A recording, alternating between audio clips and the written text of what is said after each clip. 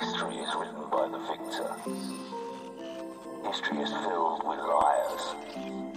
If he lives and we die, his truth becomes written. You told a Glock, that bitch your face. You don't want smoke, get out my face. You niggas ain't rapping, such a disgrace. That boy stay capping, he need a cage. Can't walk this darkness in my place. I got cold white inside my face. You niggas ain't rapping, such a disgrace. That boy stay capping, he need a cage. You told a Glock, that bitch your face. You don't want smoke, get out my face. You niggas ain't rapping, such a disgrace. That boy stay capping, he need a cage. Can't walk this darkness in my place. I got cold white inside my veins. You niggas ain't rapping, such a disgrace. That boy stay capping, he need a cage. Don't fuck with lanes, don't fuck with facts. Don't care about bitches and distraction. My bank account, another transaction. We count them digits and subtract it. Don't fuck with lanes, don't fuck with facts. Don't care about bitches and distraction. My bank account, another transaction. We caught that nigga, send him packing. Yeah, we send it, niggas packing. Don't give a fuck about the past. He hit the pavement, now he napping. You need some shit, this tap, tap, tapping. Just know your role and play your part. You're all talk and you're all bar. We see the loser in your heart, so please stop acting like you're smart. We left that loser in a ditch. That's what you get for talking shit. These niggas talking tough for Twitter, but I know you're full of it. Talking about slime, talking about gang. Nigga, you do not have no click. Nigga trying to say I make a mad, but boy, you really make me sick. You told a Glock, that bitch your face. You don't want smoke, get out my face. You niggas ain't rapping, such a disgrace. That boy stay capping, he need a cage. Can't walk this darkness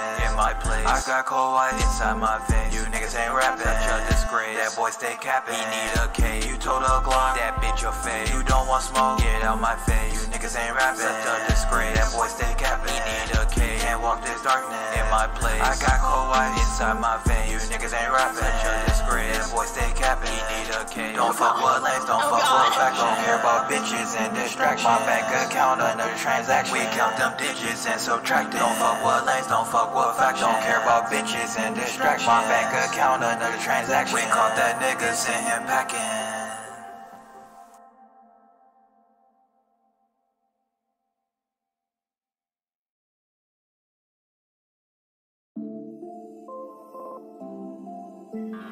History is written by the victor. History is filled with liars. If he lives and we die, his truth becomes written. You told a Glock, that bitch your face. You don't want smoke, get out my face. You niggas ain't rapping, such a disgrace. That boy stay capping, he need a cage. Can't walk this darkness in my place. I got cold white inside my veins. You niggas ain't rapping, such a disgrace. That boy stay capping, he need a cage. You told a Glock, that bitch your face. You don't want smoke, get out my face. You niggas ain't rapping, such a disgrace. That boy stay capping, he need a cage. Can't walk this darkness in my place. I got cold white inside my veins. You niggas ain't rapping, such a disgrace. That boy stay capping, he need a cage. Don't fuck with lanes, don't fuck with facts. Don't care about bitches and distraction. My bank account, another transaction. We count them digits and subtract it. Don't fuck with lanes, don't fuck with facts. Don't care about bitches and distraction. My bank account, another transaction. We caught that nigga, send him packing. Yeah, we send it, niggas packing. Don't give a fuck about the past. He hit the pavement, now he napping. You need some shit, this tap, tap, tapping. Just know your role and play your part. You're all talk and you're all bar. We see the loser in your heart, so please stop acting like you're smart. We left that loser in a ditch. That's what you get for talking shit. These niggas talking tough for Twitter, but I know you're full of it. Talking about slime, talking about gang. Nigga, you do not have no click. Nigga trying to say I make a mad, but boy, you really make me sick. You told a Glock, that bitch your face. You don't want smoke, get out my face. You niggas ain't rapping, such a disgrace. That boy stay capping, he need a cage. Can't walk this darkness in my place. I got cold white inside my veins. You niggas ain't rapping, such a disgrace. That boy stay capping, he need a cage. You told a Glock, that bitch your face. Y'all ready to get some motherfucking taste? Are y'all ready to get some taste? Are you prepared? Are you ready? Is you ready? I want to make sure this is, what is this? No, what's this one? That's something else. Nibba's gotta be all right. Nope. So Nibba's is us. Did I just not name this? Interesting. Okay. For a second, I thought you were doing a One Piece top 30 strongest. No, I'm not doing that. I'm not doing that. I'm not doing that this year. It's not going to happen. Okay. We don't need that. I like the new song. Has Naya finally kicked Japanese Tracy McGrady from top one? I actually, you have to look at the date. this is I made this list January 1st. No, sorry, January 21st of 2022. Okay? There will be an amendment. Don't worry. There will be a 2023. I'm just trying to get through all the 2022 list and stuff that I didn't do and everything of the sort. I even did like an end of the year Tower of God talk and Kubera talk and did a this to that. So you know, but we'll get through it because I meant to do this with the other guys. But listen, man, I don't have time to wait for them to be free, so we're gonna be doing this one solo, and we're gonna get y'all some goddamn taste. That's what we're gonna do today. Y'all gonna get some goddamn taste. So yeah, it's not a new song from Vince, but but like I I like using my friends for the opening, and I have no new songs, so I just chose one of the songs I like the most from Vince. It's called The Winter Soldier. I'll post it later and whatnot. So yeah. But I guess we can get this started. I'm gonna make sure. I don't know if anyone's gonna care to hop in, so I'll just open Discord and go there, like in case anybody gives a f. But I don't foresee anybody caring to that degree. Also, I'm noticing that my Discord did not post that I'm live. So what is this bot good for? Just what are you good for, Emily? What do you do for me? How do you help me? God, Jesus Christ! Like we live. I'm gonna put we love. We live. Okay. So, anyways, where did my? I don't want that there. I want that above me. How do I move? I don't want to move y'all. I want to move Nibbas. Nibbas is us, right? Yeah. So in case someone comes in, it'll be above me. This is I have to update this because I'm not 28. I'm about to be 30 in a month. Like I'm not 28. This gotta get updated. But all right. Oh, it's finally time for the top 30 manga. Yeah, no way mid piece is high this year. Again, you gotta look at the date. You should look at the date. What do you see in the top? What do you see right here? What is that date? Oh my god. That says what? That's 1/21/2022. That's last year, the first month, the 21st month of that day. All right? All right. All right. All right. Anyways, say hi to YouTube because this will be on YouTube later. Welcome to my top 30 list of my favorite manga. I made this list in 2022, and this was supposed to be a 2022 stream. I like to do these yearly. There'll be an anime one that happens with the guys and stuff later on. But we're gonna go through what I thought at the time when I made this list. My rankings don't actually change that much, typically speaking, and it's very rare for something new to kind of break through my like top whatever. What I can say is, um Golden Camry was one of the things that I picked up and immediately broke into like one of my favorites. And you'll see one for my top 30. I'd actually immediately already switched my honorable mention with my 30. I'd flip them right now, but we'll go through and we'll talk about it. The 21st month of that day. All right, but wait, did I say 21st month? Did I really say that? It's the 20. You know what? You guys don't even know about the 24 months of the 24 months, do you? You guys are still stuck on 12. I forgot you haven't opened your mind to the sixth dimension. It's a little esoteric for y'all. You're not there. You're not on my level of like dimensional awareness. But when you get there, you'll learn there's actually 24 months of the year. That's how I'm getting out of that. All right, so we'll start with my honorable mention, which is the forgetful detective. I never know how to say this. The memorandum of Kyoko Ogitegami. All right, y'all already know I'm a Nisio Ishin stan. All right, that's Nisio Ishin. That's my guy. That's my boy. That's my goat. You know, and I thought the concept was interesting, and I was surprised to see that most of the mysteries that I went through. I actually read the manga and I watched the live action Japanese whatever. I want to say there's a light novel or something, but I never got around to that. But I have thoroughly enjoyed it. The artwork's good. It's clean. I think it's well done. And to kind of make a long story short, the kind of premise and concept is that she's like a world-renowned detective, but every day her memory's kind of wiped. So she writes down clues like on her body and on the ceiling and all types of places. And generally speaking, she solves every case in one day because the next day she's not going to remember her client, the people, and there's like a message she sees every single day when she looks up at the actual ceiling. I'm not going to spoil what it says, but it's like it's like a big reveal, and you kind of understand it. And some like of us don't know if she's really a detective or like somebody's tricking her into thinking she is one. But it's a really good read, so I highly recommend it. Didn't JoJo take over One Piece? I saw you tweet that. Listen, man. I just want you gotta look at the date. Just look at all I ask is you look at the date, look at the year, and when we do 2023, things will be different. That's all I ask you to do, okay? Please look at the date. How many of the 30 do you read every year? That's actually I think it's actually a really good question. I I revisit parts of my favorite stories and manga very often. I'm at the point in my life where I'm overwhelmed by the amount of things that I could consume in any given day. So, or like just cause like media and all and games and whatever. So like I tend to run back to what I know. So it's like here's 30 different image comic books that are coming out, and I'm like I'm just gonna read Monstrous again, and it's like no, you gotta watch the new Bleach and Chainsaw Man and Unga Bunga and all Undead Unlock and I'm like, what if I watch Bubblegum Crisis again for the 40th time? What if I watched Monogatari again? So like these things I revisit often. I may not revisit the manga from top to bottom, but definitely arcs and moments that I like, I will definitely reread. And if that's an anime, I might rewatch that scene pretty frequently. That's kind of the best answer I could give you. Counting on a different time scale these days. Damn. Every day that's worth an index. Gee, index is crazy, bro. Index will not end. Unga Bunga manga top one. It's up there. It's up there. You ever read Inga Dinga? Inga Dinga goes stupid. 30. My surprise, y'all.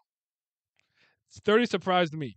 And this one is here honestly purely based off just like general enjoyment and fun, like the fun factor. I will not look you in the eye and tell you Mashal is the deepest manga that goes into the human psyche and recontextualizes what it means to create a manga and it redefines the industry. None of that corny nonsense you be hearing on Twitter. I'm not here for all that.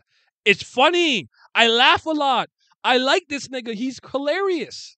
He'd be eating cream puffs. He'd be working out, and he's just dry as hell. It's funny. He's my spirit animal, mashed Redburn. I also like the concept a little bit because it's a concept that I kind of thought about once upon a time in my life, where I'm like, the kind of idea of putting a regular person who had like superhuman physical capabilities in a supernatural or magical environment and he keeps up because physically he's capable of doing feats that they can't do, but they can do it through magic or some other means. And I just love it. Yes, enjoyability is absolutely out. I still think it's important to like I guess criticize and hold things to a certain standard, but never at the cost of your own enjoyment. But I know the anime for this is coming out soon, but I'm interested in seeing it, and I actually did catch back. I'm behind again, but I did catch back up at one point. So that's all Spider. I got scared. So yeah, so that's my number 30. Number 29 will be Blade of the Immortal. Because there's somebody who remembers the mangaka's name. It's Hiroaki. Hiroaki. Damn it! Why don't I remember his name? Let me look at Dialogue Elder. This will tell me. Hiraki Samura. There we go. I have to look at one of my. So I think that this mangaka does like three things highly well. Sex, violence, and women.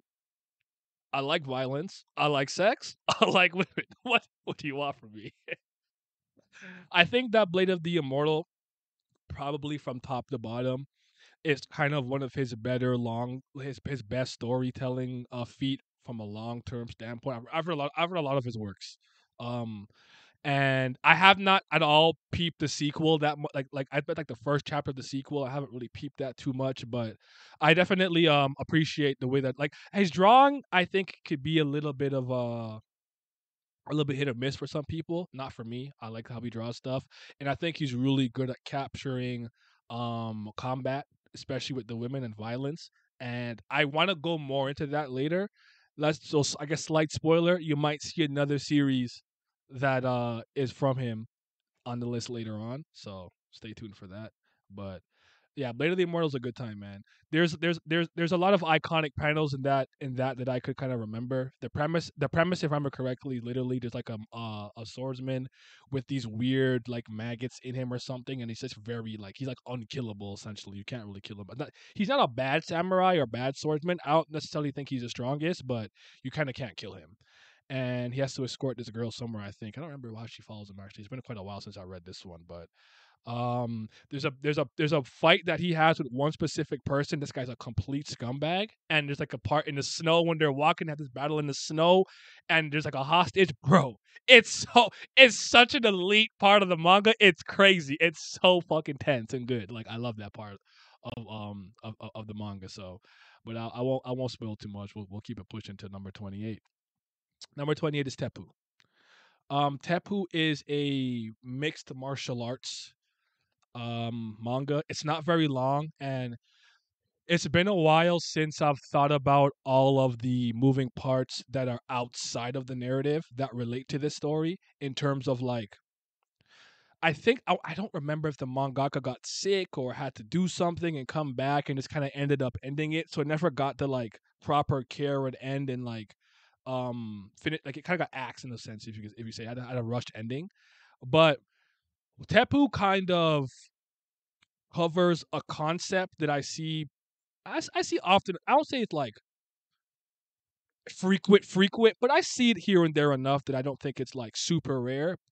But it's the concept of kind of like a genius versus like a hard worker, and I tend to like those kind of like prodigy genius stories, somewhat to some degree. So she's kind of like a freak athlete that kind of loses to somebody who's specifically like pretty talented or comes from a mixed martial arts background and family and tries to like beat her at that with her like overwhelming talent and learns that like it's just not that easy and combat sports is a complete different world. I think the fights are intense, the intensity is great. I love the impact of all the punches.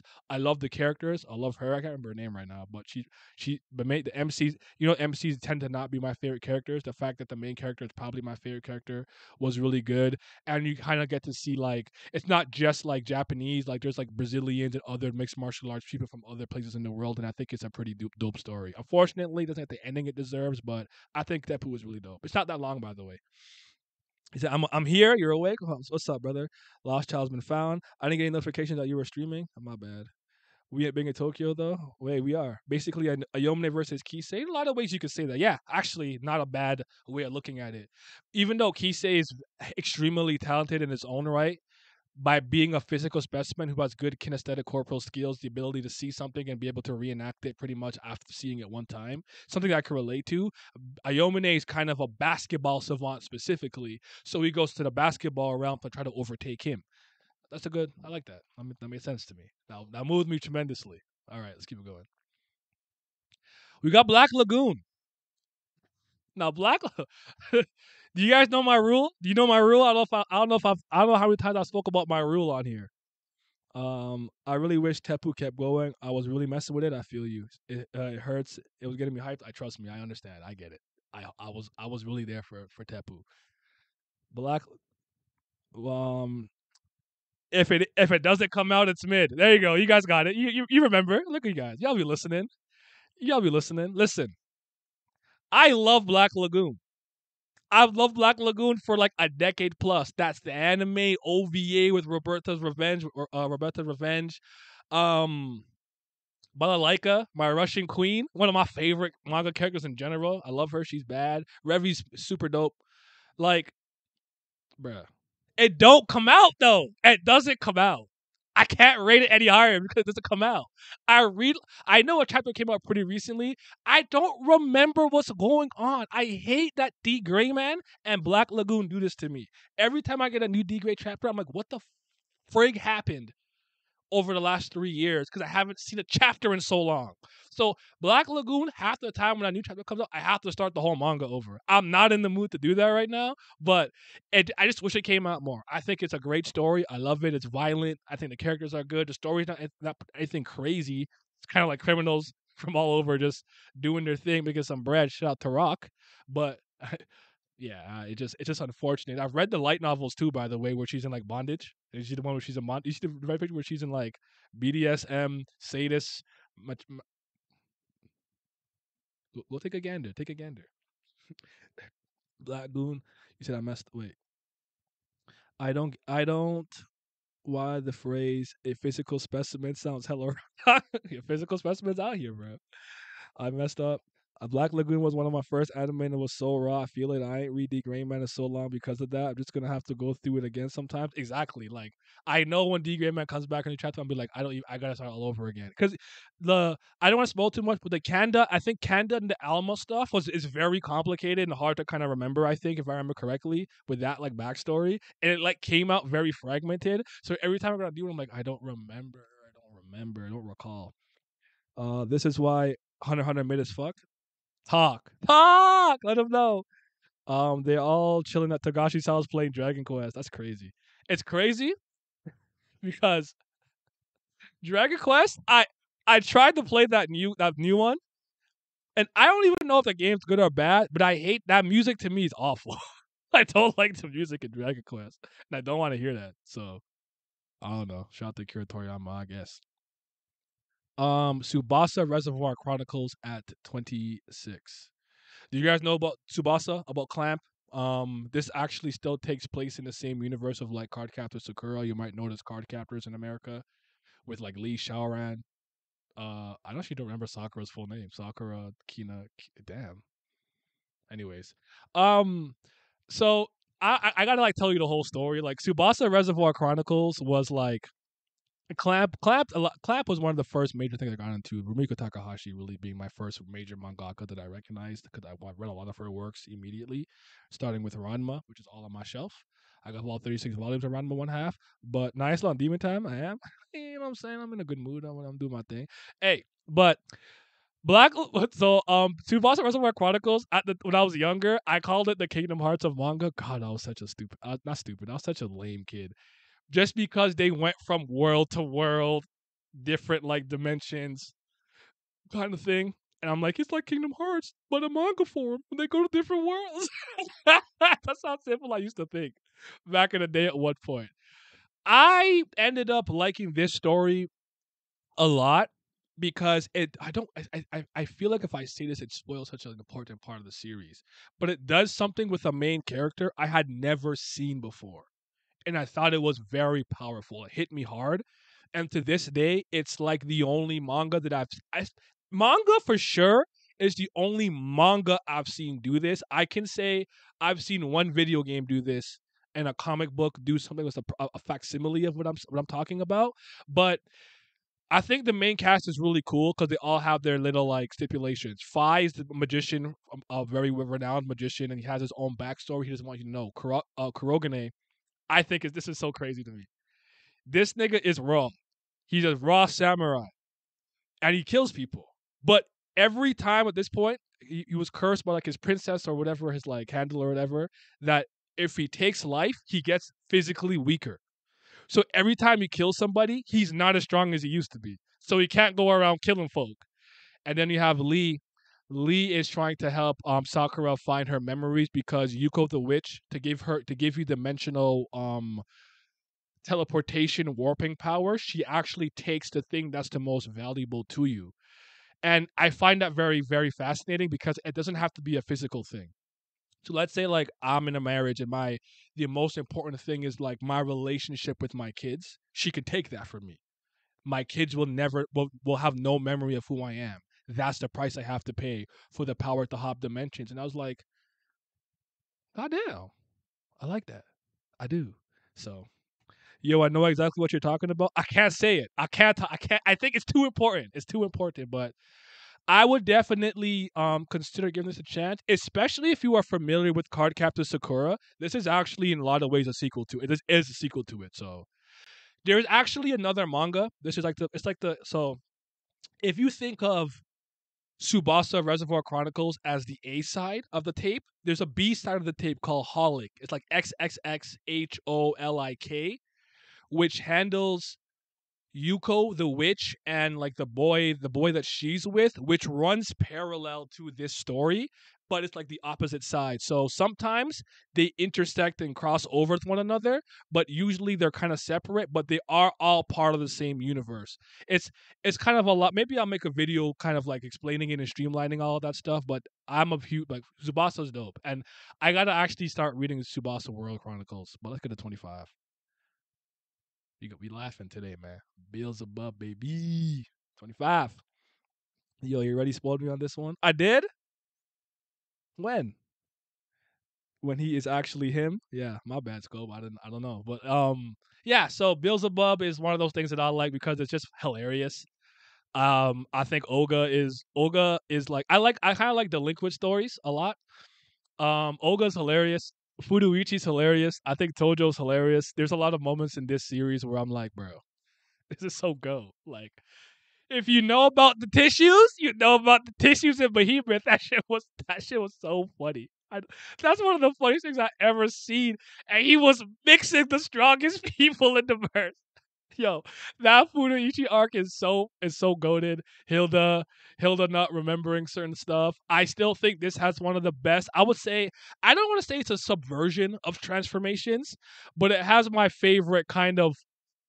It takes the concept of transformation, Super Saiyan 1, Gear Second, all of those things, and kind of flips it in a way that I thought was funny. It's called Super Milk Time, and I thought it was hilarious. I love it. I think it was a really well done. It made me laugh. It did power him up, but it came at this like really weird cost and like drawback. So yeah, Zubub spell go hard. Yep. Beelzebub Goat, one of the first manga I completed. That's what's up. When Furuichi folded, yeah, bro, it's so funny. You have to. You have used the example before. It didn't bother me. Oh, so my bad. I could see myself out using it, but that's my bad though. But yeah, Furuichi went hard, man. But this does have an axed ending, so just be wary of that. It somewhat follows originally a traditional delinquent story, kind of like the new freshman. You gotta like fight all the strong people in the school and then become the head of the school and stuff and maybe fight other schools. But there's like a demonic element to it. Because Olga basically just finds a baby one day, and that baby's supposed to be like the next like demon king at some point. And like he's attached to the baby, and the baby could give him like demonic powers and whatnot.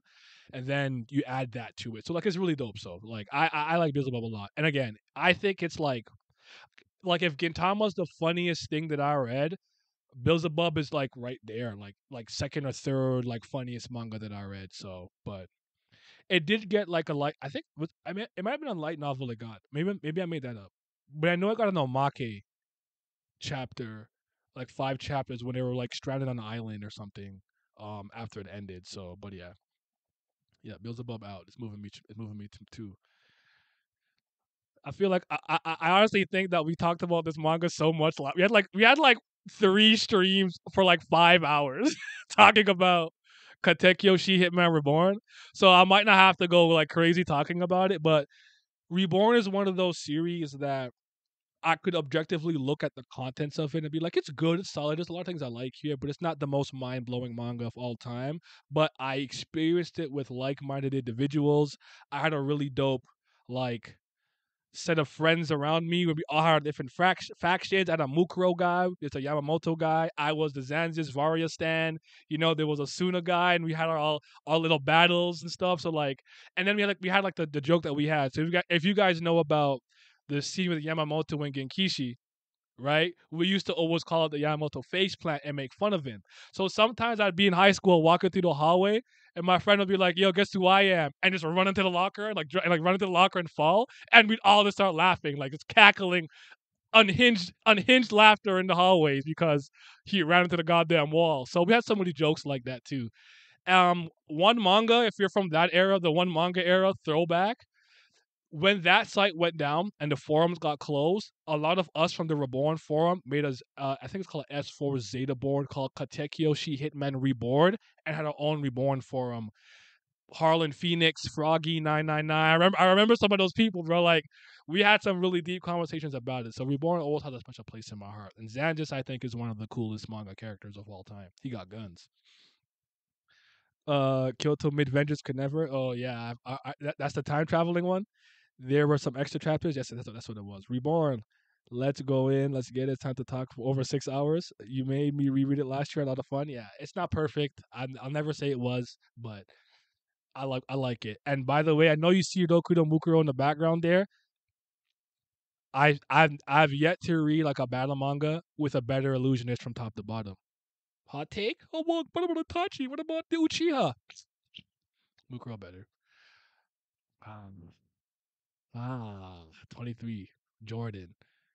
Tennis no Oji-sama. Prince of Tennis. My first sports manga ever.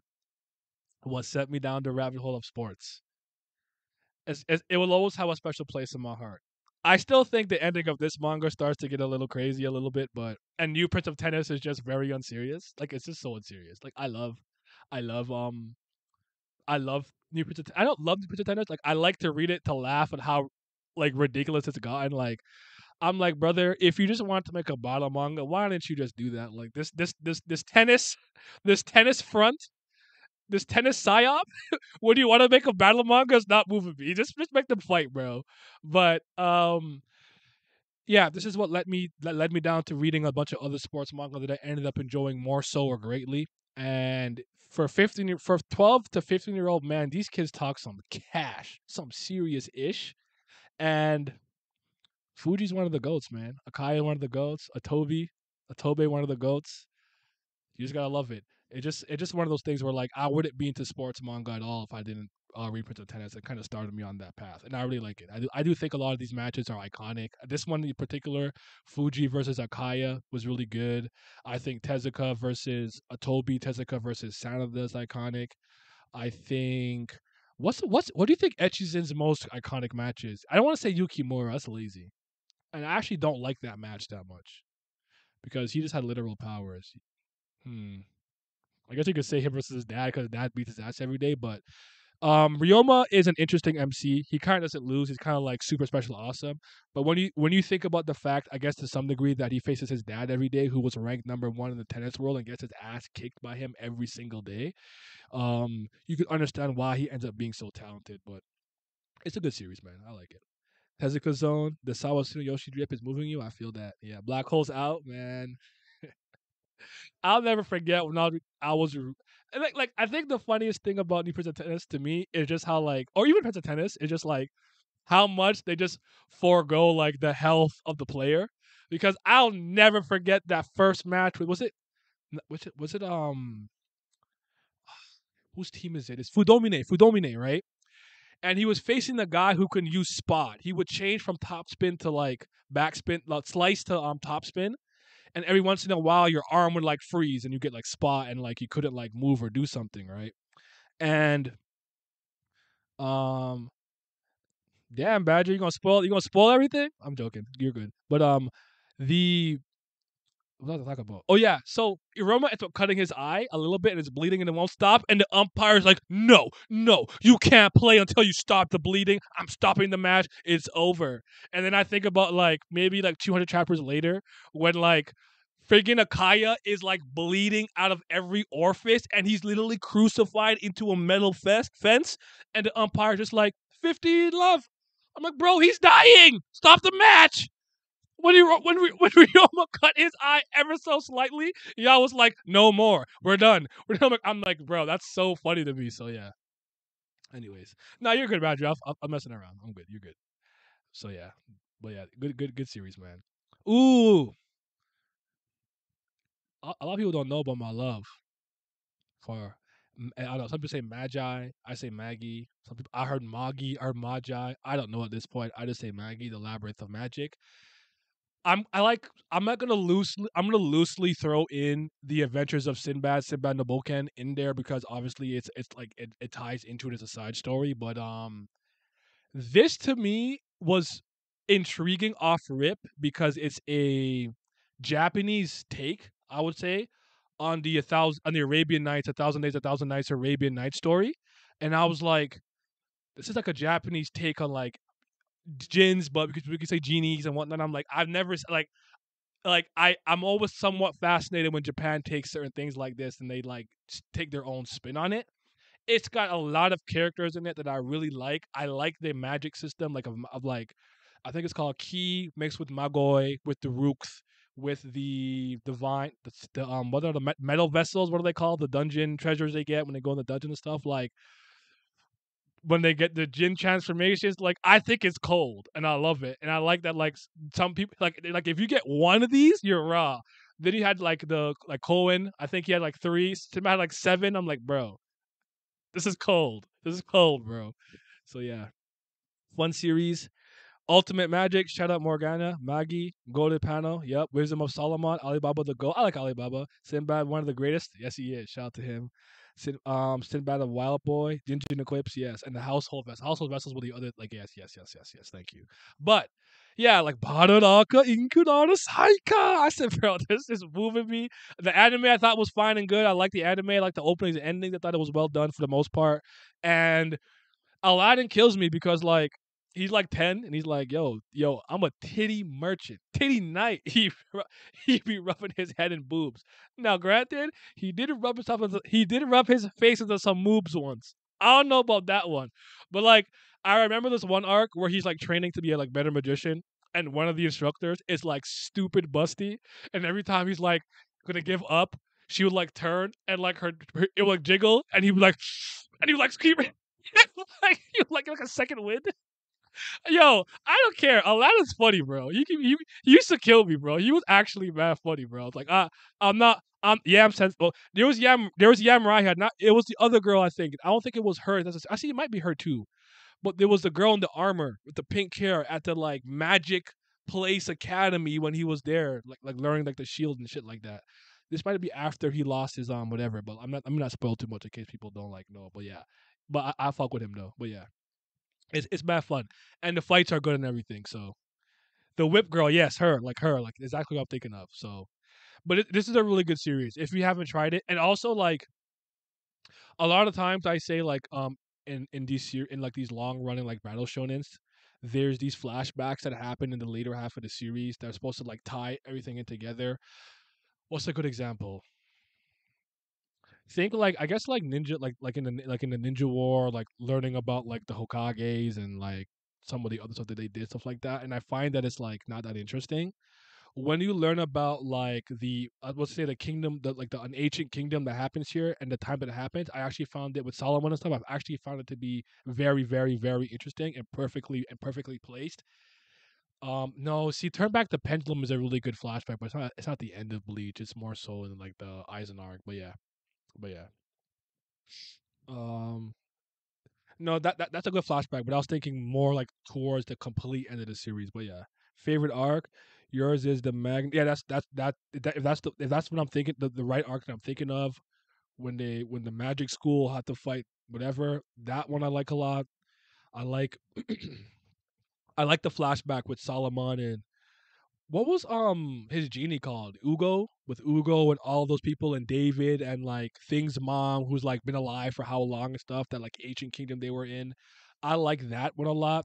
There was this one arc with the youngest son of like Cohen. I'm not Cohen. Cohen's like youngest brother, Hakuryu, and he was kind of going crazy. And his Magi gets banished to like whatever, and Alibaba gets banished to like some like that was a crazy arc, fam. I don't remember them by name on top of my head. It's been a long time, but that arc I remember liking a lot though. So yeah, Arba. There you go. We got Oni Master Kurosawa 21. This is greatness, man. This is I know what you're reading is wild. Yes, Judar, big Judar, yes. I know what you're reading here is wild, but this series is one of those series that like ends up like not going the way you exactly think it's going to go, but it honestly does start with the premise of this one guy just like I think he goes into the women's bathroom and picks a victim in his mind and just beats his meat to them in like the girls' bathroom and basically gets caught by one of his female classmates. And instead of her like outing him, she started to use him to like to get back up people she don't like. So he'd be like, "Yo, see this bitch? I don't like her. Nut in her flute." I'm like, this is wild. This is so fucking wild. And she has him nutting on some of the craziest stuff. But there's like a paradigm shift at one point where like things come up to the open and people want to grow and be better and learn. And I'm like, it actually ends up being this pretty endearing series, all things considered. But boy, does it start off effing wild. It's hilarious though. It's not that long. Its English name is Masturbation Master Kurosawa, but I love it. It's a good series. Very wild series. Still haven't read this one. Remember the series? I have to check that out. This sounds like a Steve-O series. Well said. I'm not mad at that, but it's good though. I really mean that. You're not. It's not even like a hentai. Like you're not even gonna see like like cock and balls everywhere. So you good. Tasso Gade Otome X Amnesia is a kind of like ghost love story with somebody who kind of passes away, and there's a boy who can like see her and I think feel her and stuff too. Like she has like physical form to some degree, and it's just like a love story between them, and it's really nothing out this world crazy. And if you don't know this, you know this now. Romance stories tend to be my favorite, and for me, if you're gonna give me romance, I need cheeks getting clapped. Okay, don't give me no romance story where it's like, Nayaku. I'm like, oh, Groku. And we like blush and we look away and we're like not doing anything. And we like hold hands and like that's like the like get that shit away from me. Am I blowing her back out and them cheeks are jiggling? Yes or no? That's that's what I need. This has that in there too, so I like it.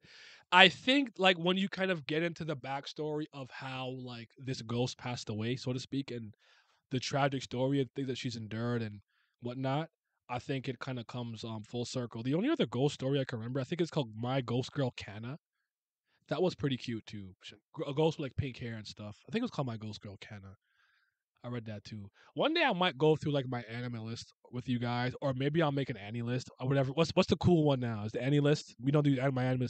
We don't use Mal anymore, right? What are all the kids into now? What's hello fellow youth? What are you guys into these days? Y'all be using what now? Maybe I'll go. Maybe I'll make one and go through a lot of the series that I visited and like read and watched and stuff like that. So yeah. But anyways, yeah. Anime list. I don't know. Whatever the youth are into. Oh, we gotta talk about Ore Tama. My balls. It's called My Balls. Oretama. I read this purely because I thought the synopsis was too ridiculous to not at least give it one chapter read. So, long story short, I don't even think it's like the devil that said, but Lucifer wants to like end the world, and there was some deal they made with like heaven and angels that like they'll be able to like take over and like destroy humanity at a certain point. So she was like out here trying to do that. So the main character is like a loser who's just a chronic like porn addicted, masturbating junkie. And during like the war of the angels and demons, unbeknownst to him, he's taking a whiz on a tree. And like one of the angels are trying to like seal Lucifer. And long story short, she gets sealed into his ball sack instead of being sealed properly. So if he nuts, the world ends. He releases like the most powerful demon. So they have like hell bringing like succubus demons to try to like get him to nut. And like during this time, the girl that he likes starts to like F with him to some degree. So he's like going crazy. So like he like can't nut. It's actually pretty funny. Like there was nudity in this one and whatnot, but like I actually legitimately think it's a funny story, and I had a great time with it. So I recommend it. I do. It's not that long either, but yeah, I thought it was just too like I read that premise and I said I can't ignore this. I must know, and I end up reading all of it in like one sitting. So yeah, top one of all premises in manga. Yeah, it's up there. This is in the same premise. No Fap the manga. Yeah. You said, what did I join to? Oh shoot. He came in. We were talking about Oretama. We're gonna go to the next one. Go to the next one. We're gonna start with this is my manga origin right here. Ranma one half. Like I told you guys earlier, I have hold on. I'm gonna get it. I can get it. Okay, maybe not that one. I have the entire thing. I have all 36 volumes. This is the first manga that I really like got into like that. Rumiko Takahashi was like my first like major mangaka. Shout out to Viz. Okay, I gotta do that after. Um, Maison Ikoku was another one. Obviously, there's Inuyasha. There was it Mermaid Saga and the one with Lum. Um, Yatsura I can't remember what it's called. I don't remember what it's called. I just call it the Lum show. But anyways, yeah, this is one of my favorite Yeah, there we go. Yeah, this is one of my favorites because it did get me into manga greatly. It's the first one that I ever collected physically from all 36 volumes, and I thought the premise was cool. I actually think Rumiko Takahashi is it like she's one of my favorite six mangaka in general. I've read a lot of her works. Most of the stuff that she's done that I haven't read or completed are new stuff. There's that Renegon reincarnation one that I haven't really read that much of. But a lot of her older stuff, I definitely read very intensively. Ranma One Half's general premise is that there's a spring called, if I remember correctly, it's called Junsen Koyo. Don't quote me on that. I don't remember what it's called exactly. But it's like this weird area where you can train, where there's a bunch of these little like ponds, pools, little like rivers, bodies of water, where various things. She did do Inuyasha as well. Yes. Um, where like things drown. It could be like the spring of drowned duck, the spring of drowned man, the spring of drowned girl, or whatever. And if you fall and submerge yourself into that, you turn into whatever drowned there. So Ranma was training with his dad and got kicked into the pool of drowned girl. So anytime cold water touches his head, right, he transforms into a woman. Hot water reverts him back to his male form. Bonjour, mon coeur. Right. So it's just like it's like a martial arts rom com where his dad had like his dad is hilarious because his dad like promised him to marry like four different people, so he has like four prior like arranged marriages that he has to like kind of get out of. So I think it's a really good read if you like to laugh a lot. I think the romance in it is solid and good, but surprisingly the combat like is raw, like especially when Ryoga's fighting. Ryoga is the original Zoro, by the way. He'll get lost in a one room apartment. Like he's that brain dead. Like Zoro's bad. You ain't seen nothing until you seen Ryoga. And a lot of those people have also drowned in their various pools, like drowned pig, drowned duck, drowned cat. And then there's like one very ridiculous pool. I love this because like Pantyhose Taro fell into this and it made him like a monster. But there's like this one very ridiculous one. It's like the spring of drowned ox while eating a snake while riding a horse when it with a like bird pulling on its hair, and like it's like the most abomination pool, and like when you come out of it you're like a monster. It was so funny, but definitely give it a shout out, man. Rumiko Takahashi, Inuyasha, Ranma, all that stuff, greatness, man. You gotta show love to the classics.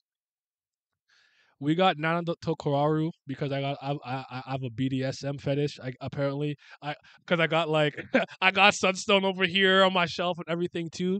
But no homo, female Rama can get it. Hey man, I'm not mad at you for that. I liked not shampoo was cool. There was I can't remember. I can't. Maybe it was no. There was the girl who makes the Japanese pizzas. Damn it, I can't remember her name. It starts with like a O. Anyways, she was one of my favorites, but yeah. Oh no, I'm stupid. My favorite was always Nabiki Tendo. Nabiki Tendo is one of my favorite characters ever. She bought her paper and whatnot. So yeah. Yeah.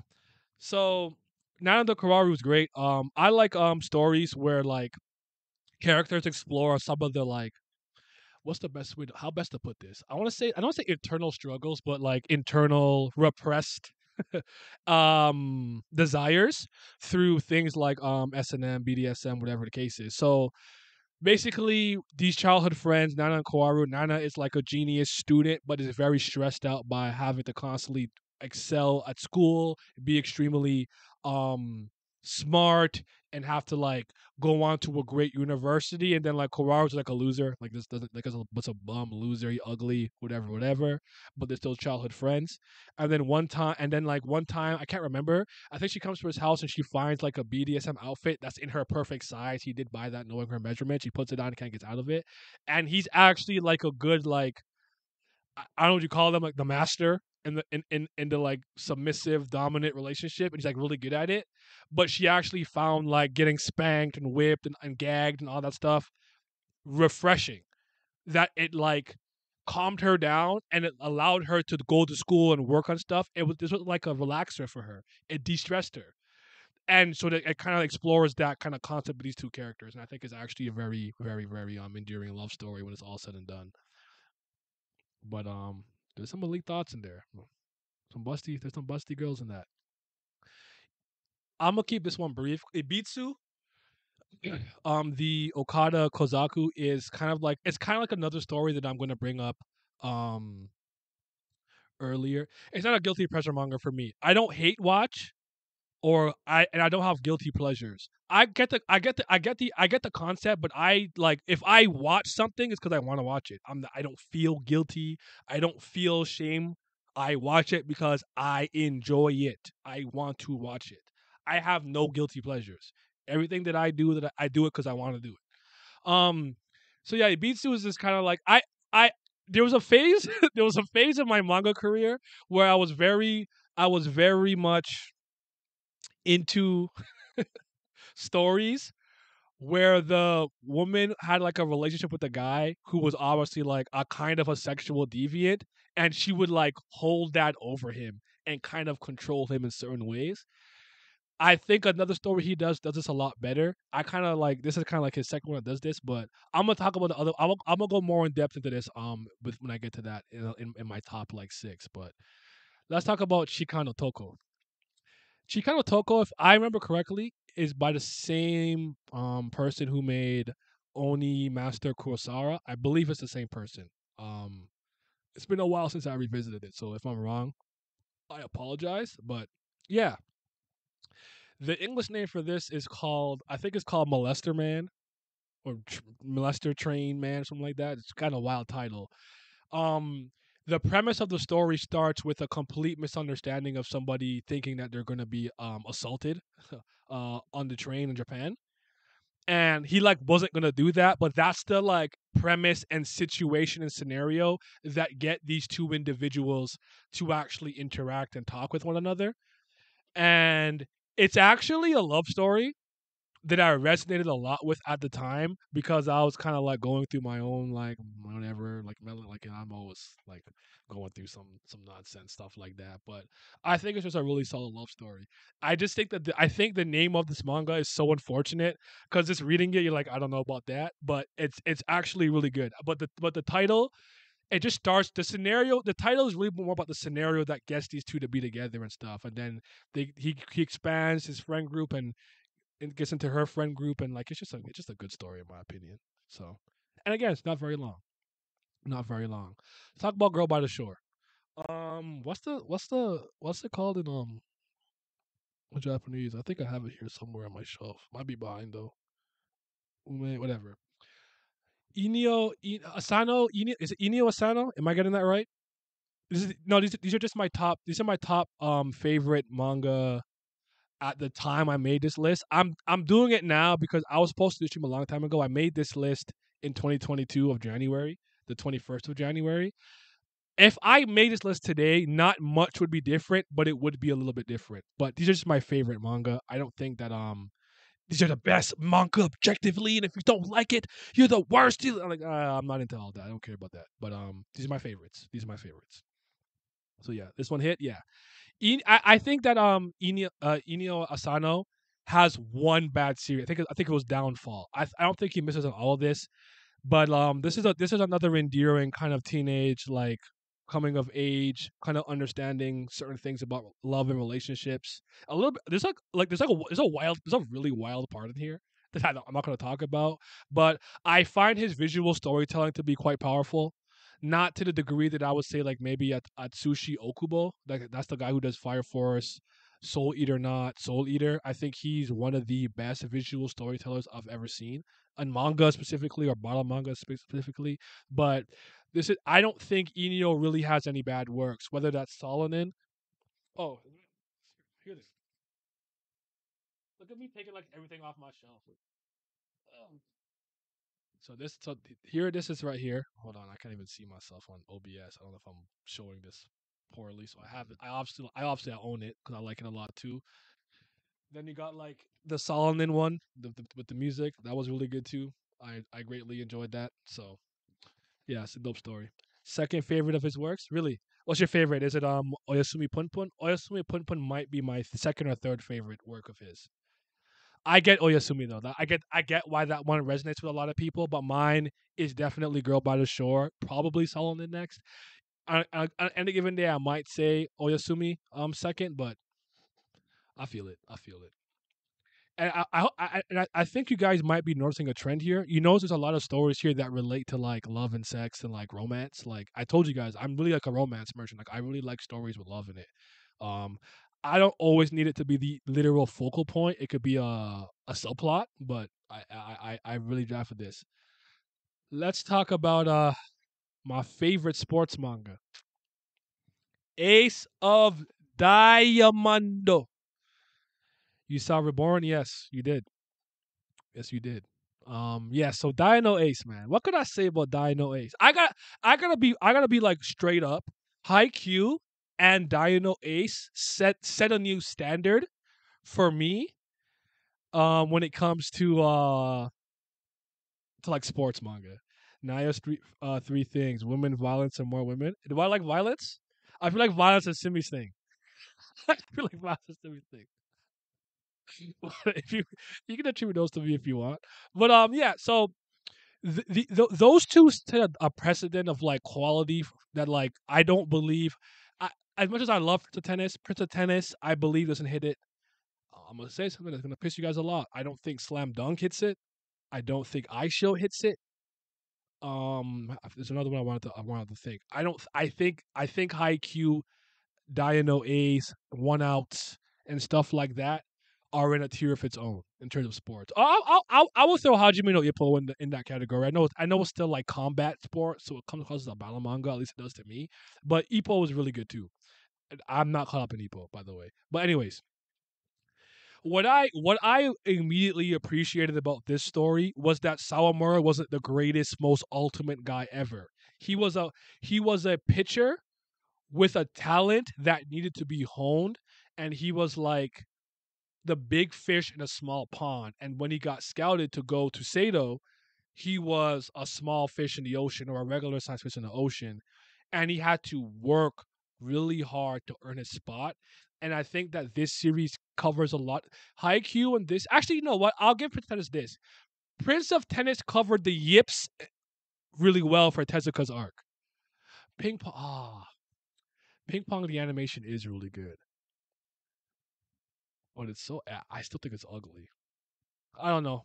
Maybe I'll think about that one. But Ping Pong the animation is good though. I don't know if there's a manga for that. I never read it. There's a manga for it, but yeah, I thought this captured sports psychology really well. Where it's like even like when like Furia is on he's in top form and he's just pitching really well.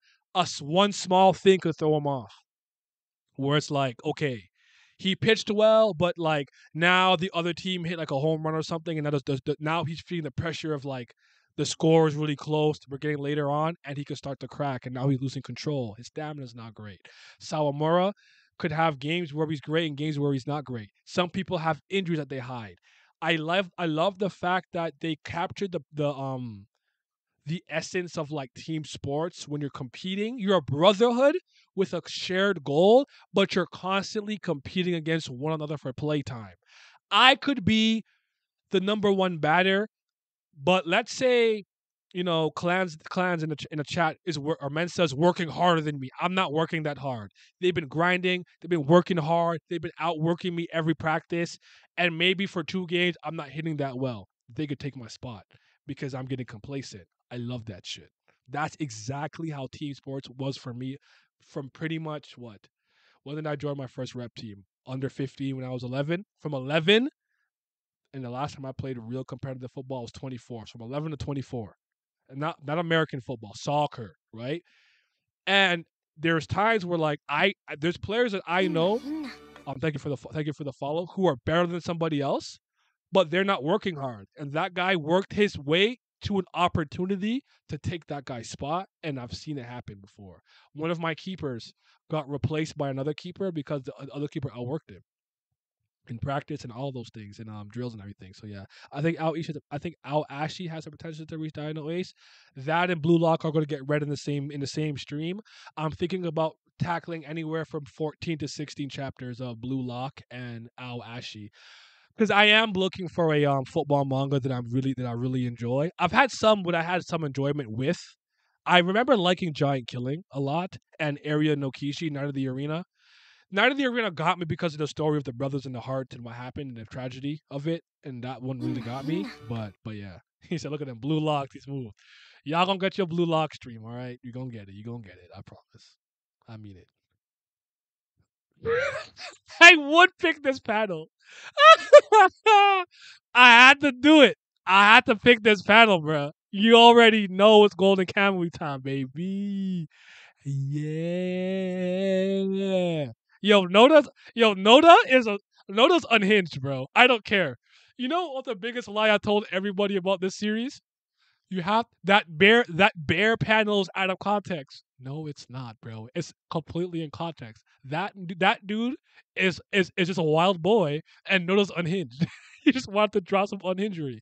But anyways, Golden Kamuy was one of the series that smacked me like a ton of bricks when I started reading it because it captured me and it captured me so quickly. Like I was about 30 chapters in, and I'm like, this might be one of my favorite things I ever read in my life.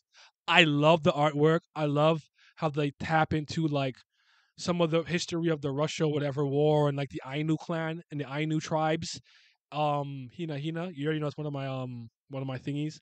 I really like that. Like when I was doing research, I found that they actually did draw proper inspiration from these things when they're like talking about the little racket shoes they make or how they like poison their arrows and stuff. There's a lot of information that you can find online that would echo that like this is historically accurate. So I love this series, man. It's really good. They said, I said, huh? Mood. Wild panel. Yep. I got to pick this back up. I got to where they head north. Yeah. And like, I have like one major gripe with the series where I think like a lot of these characters like endure extremes amount of like physical pain, duress, and mental strength and like not die. But I like that Noodle's not afraid to sexualize the men in this. Like he sexualizing the men in this too. I really like it. I like the different skill sets that everybody has, from sniper to escape artist to just like I don't die to being a physical specimen to being good with like tracking and whatnot. It's hilarious. It's wild. Um, the trying to find the Ainu gold stuff and like the whole mystery and conundrum is really good. And I do think that this series has one of the best. I say Neo manga antagonist. I think it has one of the best new antagonist manga has delivered in a really, really, really long time. Um, and when you get some of his backstory about what he's gone through and what he's done, you're like, fam, really? Like the fact that I almost just went, I almost went right into it, but yeah, it's really good, man. So shout out to Golden Kamuy. I feel like YouTube's be like, yo, this panel's wild. Get it out of here. Let's talk about Hedakoi. Hedakoi. Hedako is just like a very, I guess, mature love story with this character who's known as like grandpa because he's 20, but he has a lot of like, I guess, very old school, old man, traditional values and sensibilities in the way he comports and carries himself. And just a pretty adult love story.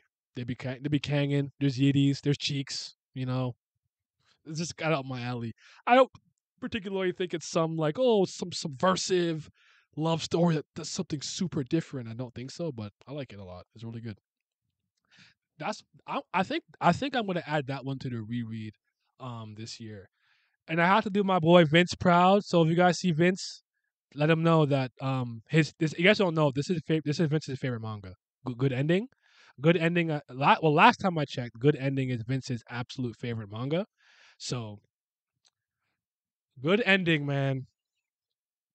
I think good ending. It kind of like captured the trifling natures of that women can have sometimes in a way that I thought was like pretty honest. So like I liked it.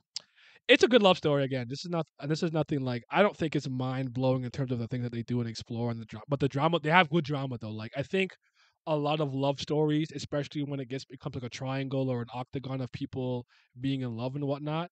I think something that's very important is how you capture and portray the drama and the internal emotions that the characters are feeling, whether they're in public or not in public, and with their body language and stuff like that. And I think this story does it well. And honestly, true to the title, I think the ending is phenomenal. So shout out to good ending. So this is actually my current manga. I always call it the top 10, like the gatekeeper, so to speak. So currently my manga gatekeeper for my top 10 is good ending. Love Out, good ending, nice romance series. Yeah, Nothing again. Nothing off too crazy. It's good though. Boy, do I love me some Nozoki Anna. Peephole, baby.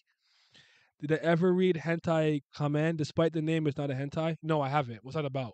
It's actually funny you say that because like there's a couple things that I brought up earlier where like the titles might be wild, like Chikano Toko, like Molester Man, or Masturbation Master Oni Master Kurosara. But like if you actually get into it, like it's really like a pretty endearing story. But all things said or done. But yeah, Peephole was so good. I wanted to like the other series that they made. I don't remember what it was called. I don't remember what it was called at all. Kimi X no Zomi, something like that. I don't remember. Kimi something. I can't remember. I don't know. I can't remember right now. But this this I think sometimes what makes a love story pretty interesting is the premise you use to start it. Right? So this was literally like somebody like what like there's a hole in the wall and he like watched her like flick her shit, flick her bean, just go crazy on her shit, you know? Like going to town on it, and then like they would just like watch each other like do stuff like that, which evolved into some weird perverted relationship, but they also started to slowly develop feelings for one another. But there's outside like Emmy is kind of like more introverted and whatnot. I don't remember the main character's name, but he goes out, he gets played by a girl and she kind of shows him and stuff like that. And then like it's so like it's so heartwarming by the end. And like this is probably like why I'm like a hopeless romantic, and I'm like probably low key delusional about love, even though I try to be as realistic as I can be. It's because of shit like this that I be reading. But I really love Nozokiana. Honestly, I think it's great. And everything, if anything, you are gonna see some elite thoughts getting their back blown out, and it's fire. It's fire, bro. I have that manga on plan to read. Hey, let's go. We in there, yes sir. Love this series. Yep. Nozokiana, let's go. Peephole out. Hentai Kamen is a superhero parody where the main character unlocks his powers by wearing panties on his face. That premise sounds familiar. That sounds familiar. Is that an anime? Is that a manga I can read? I'm gonna try to read and watch a lot of new things this year. I want to like I don't want to pigeonhole this channel to just Webtoon and Tower of God stuff, so I wanted to kind of expand. That lesbian was so funny to me. Yes, that's Arab. Oh my goodness, this this is one of those series I would love to own. And I forgot to show you guys this earlier. So I walked into Chapters one day with my friend, and I couldn't believe I saw this on the shelf. I posted it on Twitter before, but I said, "Yo, we got Nozoki and on the bit." Naruto Kawari on the bit. You see this? You see this brick? I said, "There's no way I could finally own this. If I ever see Nozoki on a shelf, I will impulse buy that frame one. No hesitation. No hesitation." God, that issue's good, bro. It's a manga. The Ultimate two live action movies. Interesting. That is one thick book. The locker scene. If you know, you know. You know, you. Oh my goodness. But yeah, man. Yeah, man. By the way, if you guys never looked at the stream we did with talking about our favorite anime, you might want to check that out. I might do a solo one though myself though. But let's talk about Les Fleurs du Mal. The Flowers of Evil, Akunohana. So, Les Fleurs du Mal is something that we studied. If you guys don't know, I don't know why I'm acting like you guys are all new here, but I guess I'm trying to like do the thing where like I don't want to assume everybody who watches my videos knows me and knows what I'm about. I'm from Toronto. I'm Canadian. Our two national languages here is French and English, and je suis bilingue, je parle français and anglais. And this is something, and in French immersion, this is a book that we learned about and had to like study, right? So I'm pretty familiar with the material. So in the same vein earlier, when I told you guys I was very interested, we can go through these again. I'll do like these again. I was very interested in a Japanese take on the Arabian Nights, A Thousand Days, A Thousand Nights stories with Sinbad adventures and whatnot. I was also very interested in like a Japanese take on Les Fleurs du Mal, Akunohana.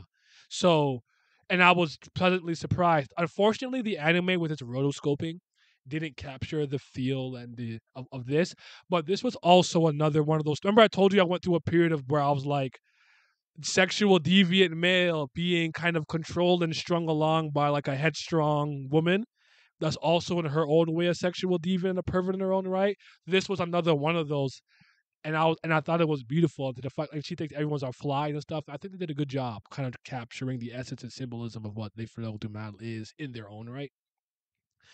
Any books you're reading right now? Do you mean like novels? If it's novels, what I want to do this year is I want to reread a bunch of Brandon Sanders some Sanderson stuff. I want to do some Way of Kings, Red Rising, get back into it, and I something else I'm forgetting. There's what's the book my friend got over here? It's called. It's a New York Times bestseller. So Cersei, I guess. I don't know. I don't know. I don't know how to say this, but yeah, like something like this. So, but if you talking about this in general, what's up, Category? How you doing? How you doing? Night Eaters. I actually did do a reread of the Tangle Palace. I caught up in a bunch of comics that I was reading, um, but I haven't picked up any new novels, so to speak, right now, and I haven't bought any new nonfiction because I do get some nonfiction books. Like I have the reinvention of human history, history of humanity, and like I actually do have outliers. I know Malcolm Gladwell ended up being a fraud, but I stand by outliers and the 10,000 hour rule helped me a lot growing up and stuff like that. I did have Blink, Tipping Point, David and Goliath, really in there. 12 rules. What's it? 12 rules of life, order and this chaos and disorder. I have the way of the superior man, so a lot of stuff like that. But yeah, do I have One Piece in my top 10? Yeah, man, we gonna find out. We are number 7. So Daiwell Gelda Garuda. So remember earlier when I was talking about Blade of the Immortal, I told you guys I would kind of circle back and talk about the sex, why I like him a lot because I think he does sex, violence, and women really well. I think this is a series where he completely leans into his strengths completely from top to bottom. I actually find this story to be quite dark, but extremely, extremely hard if you're somebody who's highly sensitive. So if themes of sexual violence and things like that are hard for you, I guess trigger warning, don't read it. But man, one of the characters of the trio, the danger of these 3 women. So I think it's Torine. I don't remember the other ones' names. They're all tragic characters in their own right. It's her Shinobu. I can't remember the other girl's name, but what's it called? Wait, can you not see it on my OBS? But it's called Daiwell Gelder. De Garuda. Big Garuda is DIE space WERGELDER. But another name it goes by is Big Garuda. It's just like German. I'm not German, guys. I speak English and French, so for you, I could understand Spanish and Italian, but that's about it. So that's BEAGERUTA. I think, well, at least in North America and Canada, they just call it Die Gelder. I don't know, but yeah. So check it out. So again, I think he leads into all the things that he's really good at in this story. I think the violence is incredible, and it's usually the women administering the violence. When I tell you, Torine, there's a bro, the way these women are mixing niggas and they're mixing them. If you remember in Blade of the Immortal, Maki, Maki would mix people with her elegant fighting style, bro. They be mixing. It's so raw, right? The sexual themes are actually inherently tied to and important to the overall theme and central plot to the story, where one of them went through extreme, extreme hardships in that realm. And what they're doing on this specific island is crazy. I wish I could spoil this. I have a video on my channel in my recommended playlist where I talk about this. Go watch that to get a better idea of this. Cause I think this is one of those things best explored. And if you just kind of go into it blind, you're like, what the hell? And there's some wild scenes in there. But this is this manga is incredible. I've been waiting for the third. I think the third volume might be finally out now. But yeah, the video I think is called "You Should Read Die Well Gelder," whatever. But if you go to my playlists on my channel, I'm I'm absolutely certain it's in my recommended or recommendations playlist. Like that, Dino Ace, Deadly Class, Rat Queen, some other stuff are in there, but I'll get it. What's good, Charlie? To your body, what you doing? We talking about number 7 right now? Yes. I'm going to go to number 6. Something I spoke about a lot last year as well, so I don't think I necessarily need to go into great detail of it. But you guys know this is the greatest delinquent manga of all time. Don't argue with me. Don't argue with me. Yo, Badger going Badger. Thank you. See, Badger posted it. That's the video. I don't even know if this did that video the numbers. Did that eat off this video? I don't even know. Oh, not bad. I find that these recommendation videos that I do do pretty well like long format, long term type of thing. But anyways, Crows is my favorite delinquent manga. Crows is one of my favorite mangas, and for anybody who doesn't really know me that well, what you would find what is pretty consistent with me with anything that I read, play, or watch is the main character tends to not be somebody that I care for that much. They might be like, oh, I'm usually indifferent or don't like them. Boya Hadamichi is quite literally my favorite manga like main character of all time. Ever since I've read Crows back in like 20 like 10, 12, 13, whatever it was. No one comes close really. Like he's not my favorite manga character ever. I'll make that clear. That's Nazayoka. But or Kujiro Kurokami. But main characters as a lead, I have never enjoyed a main character more than I've enjoyed him. Actually, I'll put an asterisk on Joseph Joestar. He's like a notch under. But man, this guy reminds me of me in a lot of ways too. And if I could relate to a character, it helps me kind of like the series more because he's relatable to me in a lot of sense. He's kind of like he kind of hates the idea of like people thinking that he really deeply cares about his friends and like whatever. It's like, where's the goat, Naruto? Come on, dog. That's not here. That's nowhere here. We have Boruto over Naruto, dog. Bro, you see all those eyes they be having in Boruto, them aliens. We know Boruto clear of Naruto. I'm joking. I'm talking so much crap. I'm talking crap. I'm kidding. I'm kidding. I'm kidding. But yeah, so Crows is just a really, I think it's a really good coming of age stories about like these kids are delinquents. A lot of them are delinquents, but they're not bad kids. They're lost. They want to make their mark on the world before the real world kind of eats them up. They have hearts of gold, and some people who are adults can steer them in the right directions. Incredible fights. Fights are absolutely incredible. I love the impact of like how they showcase how some people are stronger than others. I think the cast and characters and their interpersonal relationships are fantastic and very realistic and reminiscent of teenage boys growing up and whatnot. And it's a larger part of a greater universe. Now, I have a Crows video too. It's called Crows That's Worse, Why You Should Read It. So I'm gonna plug that here too. I'm gonna keep plugging all these videos. Definitely give that a read if you want to know exactly how I think about Crows. And I have a video speaking about Boya Hadamichi specifically in general, about why he's my favorite manga main character. If that is interesting to you, um, do that. Maybe I'll do like a stream where I talk about like I think interesting videos that I've made that maybe kind of go down the wayside because it's not really in line with like the Tower of God content I usually make. But definitely give Crows a chance, especially if you like the liquid stuff. Give Crows a chance. I will not promise you it'll be your absolute favorite, but I definitely think you'll have a tremendous amount of respect for it, and you'll see where a lot of the later delinquent stuff that you like take a lot of inspiration from Crows. And I believe there's something that came out recently where the mangaka even referenced the mangaka here. So yeah, get that BS out of here. Joseph really the goat. Roku Dashi Blues though, I like that, but it's not my favorite. This is my favorite delinquent Yankeeism series. Mine will always be Crows. I used to put Crows and Worst on the same level, but I like Hannah.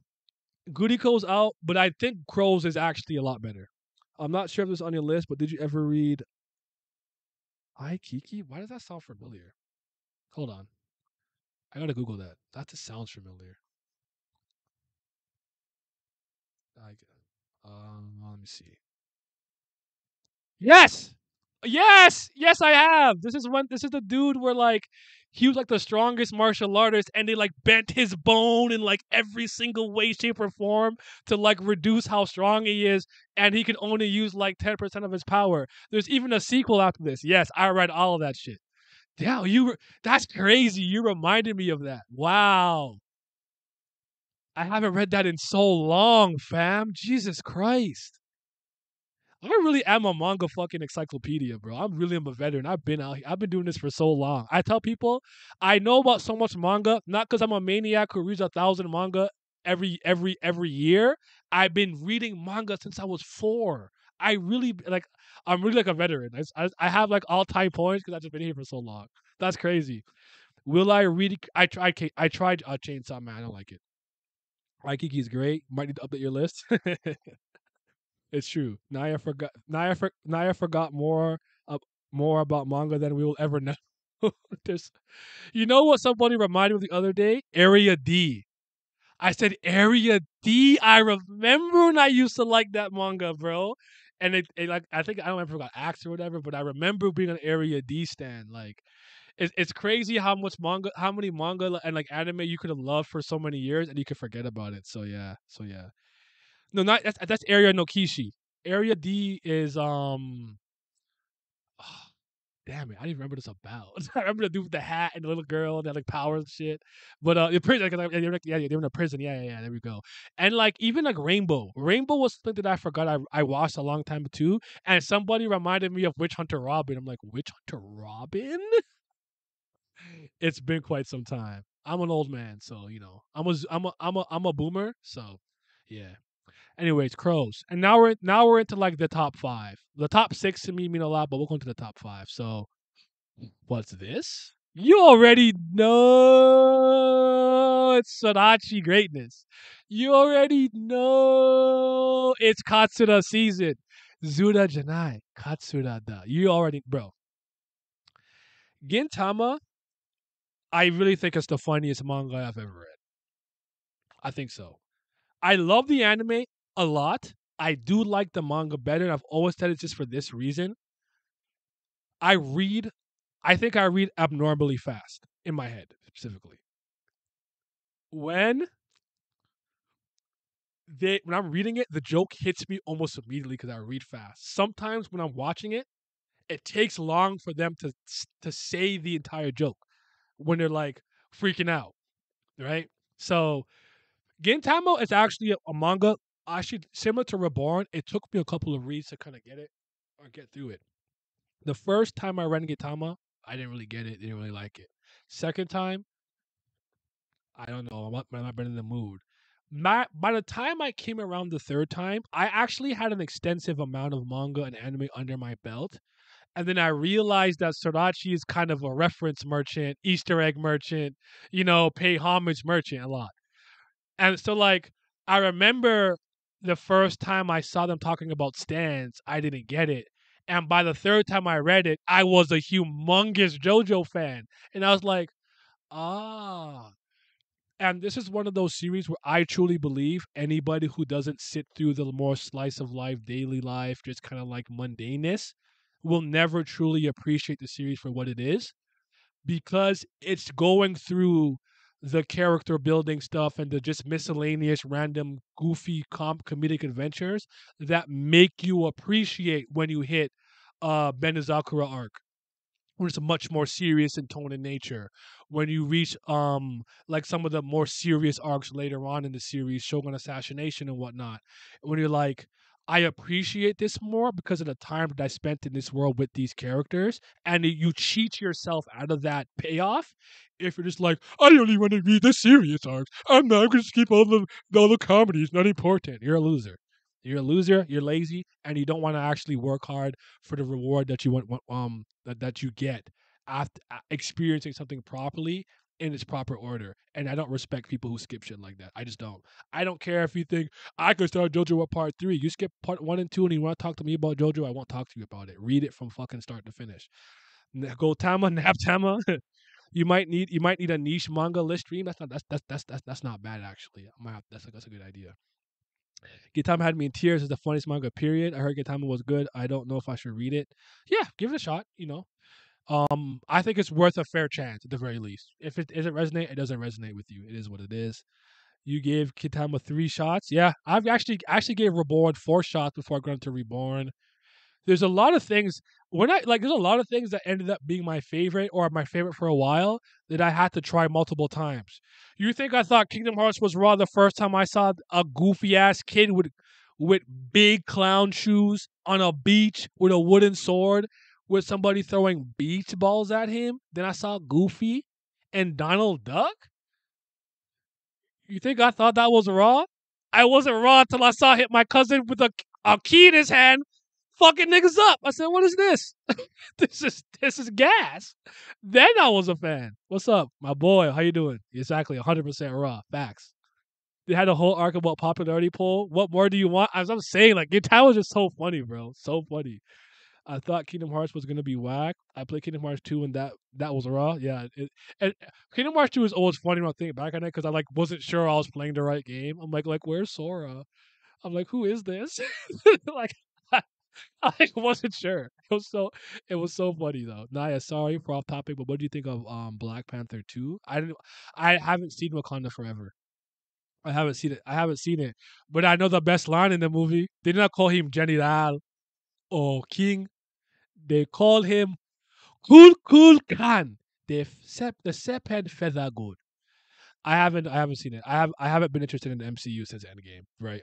This to be completely transparent. Since the Endgame, the MCU has have very, very, very, very, very little interest to me. So I haven't whatever. I will watch it eventually. I'll let you know when I watch it. The latest two movies that I saw with my friend was Way of Water and Woman King. I'm forgetting one more thing. And the first intergalactic space Smurf. So yeah. Um I don't. JoJo's I only watch it because my friend convinced me to. That's fine. I think JoJo's is good in both forms. There's just specific things that aren't in the anime that they skip or omit that are in the manga that I appreciate. I think Araki is a brilliant visual storyteller too, and I love his art style. So I like the manga and anime a lot for different reasons and similar reasons. Personally speaking, I don't think you really can go wrong. Honestly, I also believe that like, I actually think part 5 adaptation was, like, the best JoJo adaptation out of all the 6 parts that they did, where, like, they made part 5 a lot more enjoyable. Because I remember when I read it but granted, when I read it on, like, someone, like, edited that in, like, Paint with, like, his colored paper. Wasn't it, so yeah. JoJo number 1 GOAT, facts. I saw the Kagura scene of her fight mobs and to find Katsura in Benizakura, it made me start watching Gintama. I see that's okay if that makes you like get into the series, but like I don't like people who just skip to Benizakura. So I appreciated that arc so much because I didn't see it coming. I was kind of like I was, and the thing with me is if I'm laughing, I have a good time. Like Gintama was funny, so I just kept reading it, and then that arc kind of hit me out of nowhere. Part 4 is so goaded. Part 4 part 7 and 4 are most people's favorite part and the part that most JoJo fans objectively think are the best. Personally, part 4 is not my favorite, but it does have one of my favorite characters in JoJo in general. Let me pull it out. Where is he? The greatest fictional mangaka of all time, Kishibe Rohan. Heaven's Door. I love Heaven's Door. I love it. It's one of the rawest hands, bro. One of the rawest hands, bro. If that's a stand I would want for real life. Like, bro, and I'm a demon, so I meet somebody. I'm like, damn, who's that? Like, just right in. She attracted to me, and nobody else. Close the book. Yo. Anyways, um, yes, I actually used to read Grand Blue. I haven't read Grand Blue Agreement in like 3 years. I caught up, like, and like haven't read it since I caught up. But there's like this one scene that me and Laz always joke about, where it's just like they're supposed to meet with one of their friends, and they're like, "That asshole's having sex again, isn't he?" They're like, "Yes," and they like want to go like burn down like a house, this house, or something like that. It is fucked up. But I know why I don't have powers. If I had powers, I would not be a good person. I don't know about that, but I would use it for self interest and self gain all the time. You think I want to go to the bank teller and go in the bank and hand me 100K right now in cash? Bro, I'm doing all of that. I'm doing all the shit I shouldn't do as a stand user. Okay, I'm doing all of it. I'm sorry. It's my favorite manga, and I'm dead as like 2 years behind too. That's crazy. That happens sometimes. Like I love Dino Ace so much, and I have not finished Act 2 yet, so I totally get it. I want Star Planet. That's my stand. I feel that. I would probably want my own stand with my own ability that's tailored suited to me and whatnot. But I always found that like Heaven's Door has such a great real world practicality use. But yeah, good time on number 4, man. Sundome. So remember earlier I talked about Ibitsu, and I was gonna tell you about I kind of going more into like what I was talking about. So Sundome, man. Sundome is special. Sundome is very special to me. Sundome, honestly, is a story that made me reflect deeply about life. I was in mortality, and the fickleness of like human life when I was done. Like that was honestly an incredible story. It still has the kind of remember this is a running theme of me going through an era like I go through like character arcs where like I'm interested in like I like sports manga and anime right now. Okay, now I want anime and manga with predominantly female characters and female leads. Galiodana, Puella Magica Madoka, things of that nature that I got into around that time because I just wanted to see like all female cast, so to speak, and see how they were well handled and stuff like that, right? So again, this is the era where two sexual deviants, but the boy's like obviously a little unhinged and the girl is stringing him along, right? So yeah. Now that the world's on the list, let's go. Of course, of course, of course. Yeah. So like, yeah, this is one of those stories like that, and I think it takes it to a really like crazy level. Like there's like water play, if you know what that means. If you know, you know. Um and she like doesn't let him like go all the way with her and stuff. But they learn a lot about each other and their lives and things like that. And there's like this like really like powerful scene at the end that just hits you. I highly recommend Sodome. I actually think the artwork is like supposed to be this weird, sexy, but like kind of off-putting, and I think it works perfectly in tandem with the narrative it's trying to convey. So I highly recommend it. It hasn't left my top five I think since I've started reading it. So yeah, most people who say they would use their powers for good are lying. Oh yeah, yeah. It's one of those things where like you ever hear like sorry, my throat is dry. Like when like a teacher will be like, for everybody who's like a non-POC, if you were born in the 1700s, would you oppose slavery? And they're all like, yes, I would. Like, no, the fuck you wouldn't. You see me? I just give you the raw, honest truth. You might not like it. It might be unhinged. It might not sound great, but I won't lie to you. If I had the Speed Force, bro, you know how much crime I'd commit? Again, I'm not trying to like take the world over. I'm not trying to just kill people and be a violent criminal. But if you think I am not using my powers for self gain, self interest, and my friends and family, you got me fucked up. We robbing banks. Stop it. I don't lie about this stuff. I don't pretend that I'm a good person. I'm not a good person. Madaka Box. More Nisio Ishin. You guys know I'm a Nisio Ishin merchant. You know it's my goat. You know it's my great. You know he's the great. お兄ちゃん I'm going to keep peace. bugging you about Honkai Night every time I especially can with my sub-messages W stream. Yay. Honkai coming, dog. Thank you for the subscription, my guy. It's coming. All fiction. You already know. Yeah, talk about Misogi. All fiction. You already know. This is another great read this year. Madaka Box, yes. If I wasn't Muslim, I would do messed up ish. Okay, fair enough. If you're a man of faith and of the cloth and all that kind of stuff, I get it. I think I believe in God, but I don't believe in any man-made religion. And like I always like think of God as more of a concept or a phenomenon or like an ethereal like not body. Like I don't like think like man in the sky with the beard. I know like Christianity say we're made in the likeness and image of God, but I think God is more like an energy or phenomenon or something. I don't know. I don't know what I think, but I'm not religious, so I got you. Yeah, so this is another story that kind of tackles the concept of like super geniuses and whatnot. And this was one of the first stories where like it was a very self-aware manga that broke fourth wall stuff a lot. It's like I know that's very common nowadays, but when I was reading this, it's something I was really used to. Like Deadpool aside, nothing I really read, excuse me, broke the fourth wall like that to the point where like the series has like a shift in genre. I think the characters are phenomenal. I think the artwork is incredible. I think the fights are super dope. I think all the arcs are great. I think the powers and abilities some of these characters have, they got elite thoughts. You can't go wrong with elite women. The women look nice and everything. And part of the reason that this manga has always been one of my favorites, aside from Nisio Ishii's brilliant writing, I truly think he's a genius writer. One day I might speak about that in great detail. I might probably already have when I talk about Monogatari all the time, but Naze Yoka Kujiro Kurokami has been my favorite manga, like favorite main character in manga and anime ever since I've read this story, and it's never changed. She's still my favorite a decade plus later. My absolute all-time favorite anime and manga character comes from this narrative. So, so yeah, Kumagawa is one of my favorite characters in all of fiction. The Good Loser be moving me. Yep, Good Loser Kumagawa is really, really, really incredible arc. Man, all fiction is really good.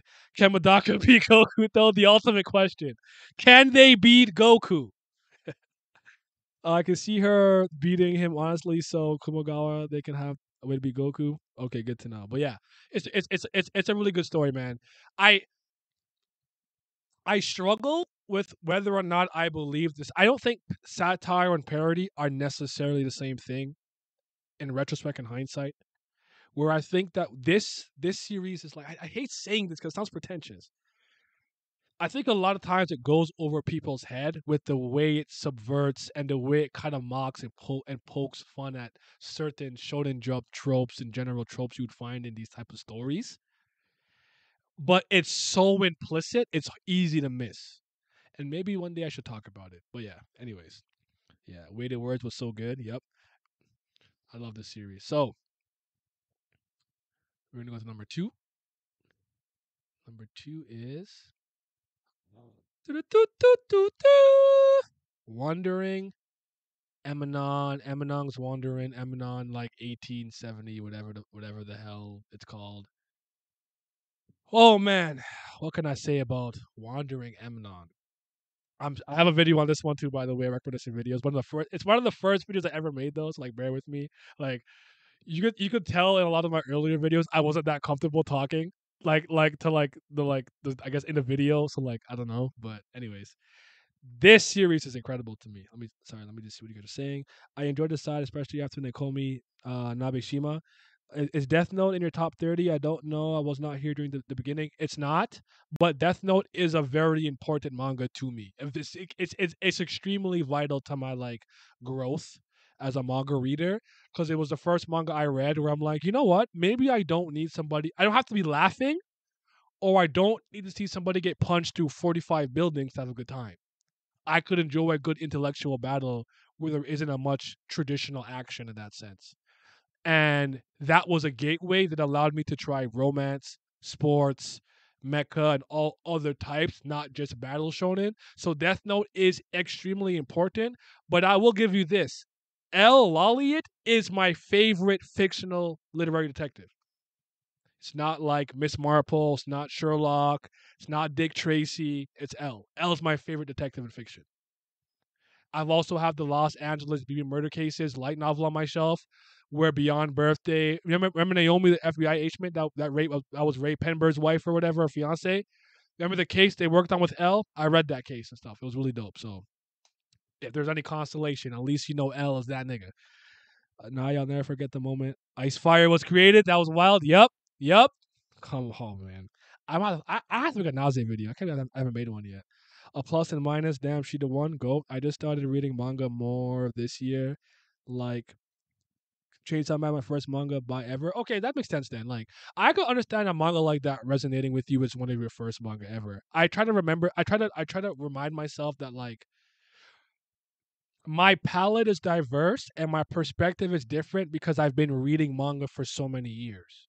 So somebody who maybe it's like fourth manga is Black Clover, I could understand why it resonates with you. For me, it's very run of the mill at this point. But for some, so I try to keep that in mind sometimes when I speak. I do my best though.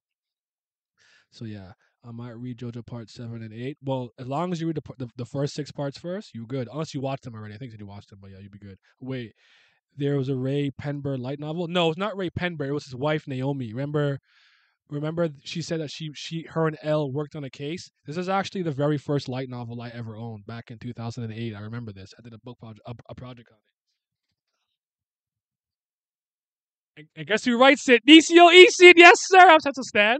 It's called Death Note. Another Note: The Los Angeles BB Murder Cases. Give this a read. It's a phenomenal book. Absolutely recommended, especially for a Death Note fan. Definitely give that a read. Nisio Ishin also wrote something for JoJo, by the way. But anyways, Wandering Emanon. I have a video on this if you want my in-depth thoughts on it. But it's such a brilliant concept to me, where it's like a being who's truly immortal. Before there was life on Earth, they were a concept. Then they were a star. Then they were a fish. Then they were like a primate. Then they were a human woman. And she kind of like goes through this reincarnation process where there usually comes a point where like she feels this, like, I guess, a biological need to mate, and then she will mate with whatever partner she has and kind of give birth to herself, where the person she used to be, that becomes like a cast off shell, and she's reborn into the new body and continuously lives for years and years and years. And I think this is one of the first series that I ever read that, to me, captures the kind of feeling and numbness and general kind of, I don't know, the word I'm looking for is nonchalantness that a person who lived this long would have if they were alive. I found a lot of times when I'm watching a series with like vampires and werewolves and immortals and stuff, I'm like, I don't feel like an immortal would care about so many things after living this many years. Where it's like Klaus. I mean, let's say fair. I guess it's fair, yeah. Where like Klaus, Niklaus in like Vampire Diaries will remember. He's like 1,000 years plus, and he's like, when I was 3, my dad dropped me in the forest and hit me in the head. Nihilism's a good one. Nihilism's kind of there too. That's kind of like nothing means anything. And I'm like, I just don't like. I don't believe he'd be that emotional and like I could see you having emotional outbursts, but I don't think he'd be that unhinged and emotional all the time. In that sense, if that makes if you get what I'm saying. And I think with a lot of the panels of her just kind of looking kind of like you said, kind of like just nothing really matters and just kind of engaging in like small talk in a funny way and whatnot. It's good. I think it's a very good visual storytelling manga as well. Sometimes there's not too many words, but you know exactly what she's thinking and feeling and whatnot. And it's not very long. It's not too much to read, but I think it's really cool. I would actually read my article on it on Blurs Online or watch my video to get a better thingamajig. So yeah, I'm sensitive for a guy, but I really want to but I really want to read dark manga like Berserk, Pun Pun, and other psychological manga. Um, but like, what do you mean by that when you say you're sensitive? Like, I would argue that like I think that I'm very sensitive. I'm sensitive. Like, I'm light skinned. Like I embody a lot of the light skin tropes. Like, I think that I'm highly emotional. I think I'm very sensitive, but I just don't have the emotional regulation of a 2-year-old. You know. By the way, her name is like no name backwards. No name. Emanon. So yeah, when you mean sensitive, do you mean in the sense that like if you read something, even if it's fictional, but there's a lot of people suffering, like it bothers you, it's hard for you to get through. In that sense, it might be hard to get some of those things. But let me stop putting it off. This was made last year January. All right, in like 4 or 5 days, it would have been a year of making this. And at the time, I definitely would have had One Piece here. Okay, 2022. We gonna have a 2023 list. As of, I don't even know if One Piece is not my favorite manga right now. I don't know. I keep going back and forth between that and JoJo. The only reason JoJo's not here, by the way, is because I do an anime and manga list every year, like top 30, and I don't cross over. So generally, I'll pick one. So like, let's okay, we're gonna use a wild example that's gonna make a lot of you laugh. We're gonna use Hunter x Hunter. I think the Hunter x Hunter anime is better than the manga. So if I had to choose one to put on my top 30, I would put it on the anime list. So JoJo is on my top 30 anime list though. So yeah. But anyways, we could we're gonna scroll up and kind of just go through them one more time, and then I actually want to show you my like anime one, just so you can just really quick, even though there's a video on it, just so you can kind of get it. But yeah, so One Piece at 1, Wandering Emerald at 2, Madaka Box at 3, Sundome at 4, Gintama at 5, Crows at 6, Dai Will Gelder or Begeruta at 7, Aku no Hana Le Fleur du Mal at 8, Nozoki Anna at 9, Good Ending at 10, Hetakoi 11, Golden Kamui. Look at them cheeks, man. Look at them cheeks. Golden Kamui at 12, Dino Ace at 13, A Girl by the Shore at 14, Chika no Toko at 15, Ibitsu at 16, Nana Tokuwaru 17, Ranma 1 half 18, Oretama My Balls 19, 20, Tosogare Otome X Amnesia or Amnesia, whatever. I guess you're not supposed to pronounce the X. Oni Master Kurosawa, Magi, The Labyrinth of Magic, Prince of Tennis. Prince of Tennis at 23. 24, Katek Yoshi Hitman Reborn. 25, Beelzebub. 26, Tsubasa Reservoir Chronicles. 27, Black Lagoon. 28, Tepu. 29, Blade of the Immortal. We got Mashal, Muscles and Magic at 30, and my honorable mention was the memordom of Kyoko, the Forgetful Detective. So yeah. Yes, Reservoir Chronicles. Yes, Prince of Tennis Gold, Atobe, yet not Taraku was Heat. Golden Kind with the cheeks out. Year, you already know. It's an L. It's an L for me. Fair enough. I'm not mad at that. It is an L. So let me go to the anime stuff real quick, just so you guys can get a quick look at that. Why did it turn white like that? There it is. I did do this before. Um, I think this one I did as a joint stream, but if you want to go through it real quickly, so for my top 30 anime, I have my other mention is Pretty Boy Detective. Look, man, I'm a simple guy. Okay, I pick up a book, I see Nisio Ishin in the cover, I buy it. Okay, I don't think twice when it comes to Nisio Ishin. All right, that's my go. That's my hero. Pretty Boy Detective. I have 30 at Gatchaman Crowds. If you guys don't know, Ninja Science Team Gatchaman is the first anime I literally ever saw in my life. Like literally lays eyes upon. The first anime I watched, knowing it was anime, was Inuyasha. Even having watched Pokemon, Dragon Ball Z, Cardcaptor Sakura, Digimon. I think Digimon already. I think Pokemon, whatever. But like the first anime I knew was anime from Japan was Inuyasha. So yeah, put Naruto at one. I'll never put it there. What's with this Naruto agenda? What's going on? So Gatchaman Crowds was like this weird, this spiritual sector that I really, really liked. If Kubera was a manga, where would I put it? I'd put it at it'd be in the top 5. It'd probably be around 1 at this point, maybe. The problem is, I would say like some other series do have things I like combat and maybe some other stuff more than it. That's interesting. But I do have a webtoon list. I did a webtoon list already. If you want me to go through that after too as well. But yeah, 30 I Gatchaman Crowds. 29 I had Beck, Mongolian Chop Squad. I have 28, The Melancholy of Haruhi Suzumiya at 28 for my this is my anime list, by the way. Zade Goto, more Nisio Ishin, 27. I have Eve no Jikan no Time of, I think the Eve of Time, I think it was called Time of Eve at 26. From the New World, Shin Yori Seikai at 25. I have the Tatami Galaxy at 24. I have at 23 have Idia the animation, like quick little OVA there. Nana at 22. I have Gunbuster at 21. I have the or whatever of blue. I don't know, arpeggio of blue steel. This one really caught me off guard. I think I was gonna like this, and the movie itself was really good too. But shout out to the Fleet of Fog of Fleet, Ergo Proxy at 19. Shout out to Real Mayor, Silver Spoon. Yeah, I think Silver Spoon is actually better than like Full Metal Alchemist and stuff. Oh no, Anaya has an opinion that most people won't agree with, and they're gonna say he's wrong. I don't care. Silver Spoon's her best work. I don't care what anyone tells me. Nagino Asakara at 17. I have Project Echo. Shout out to Simi. I own more of this. I have this at 16.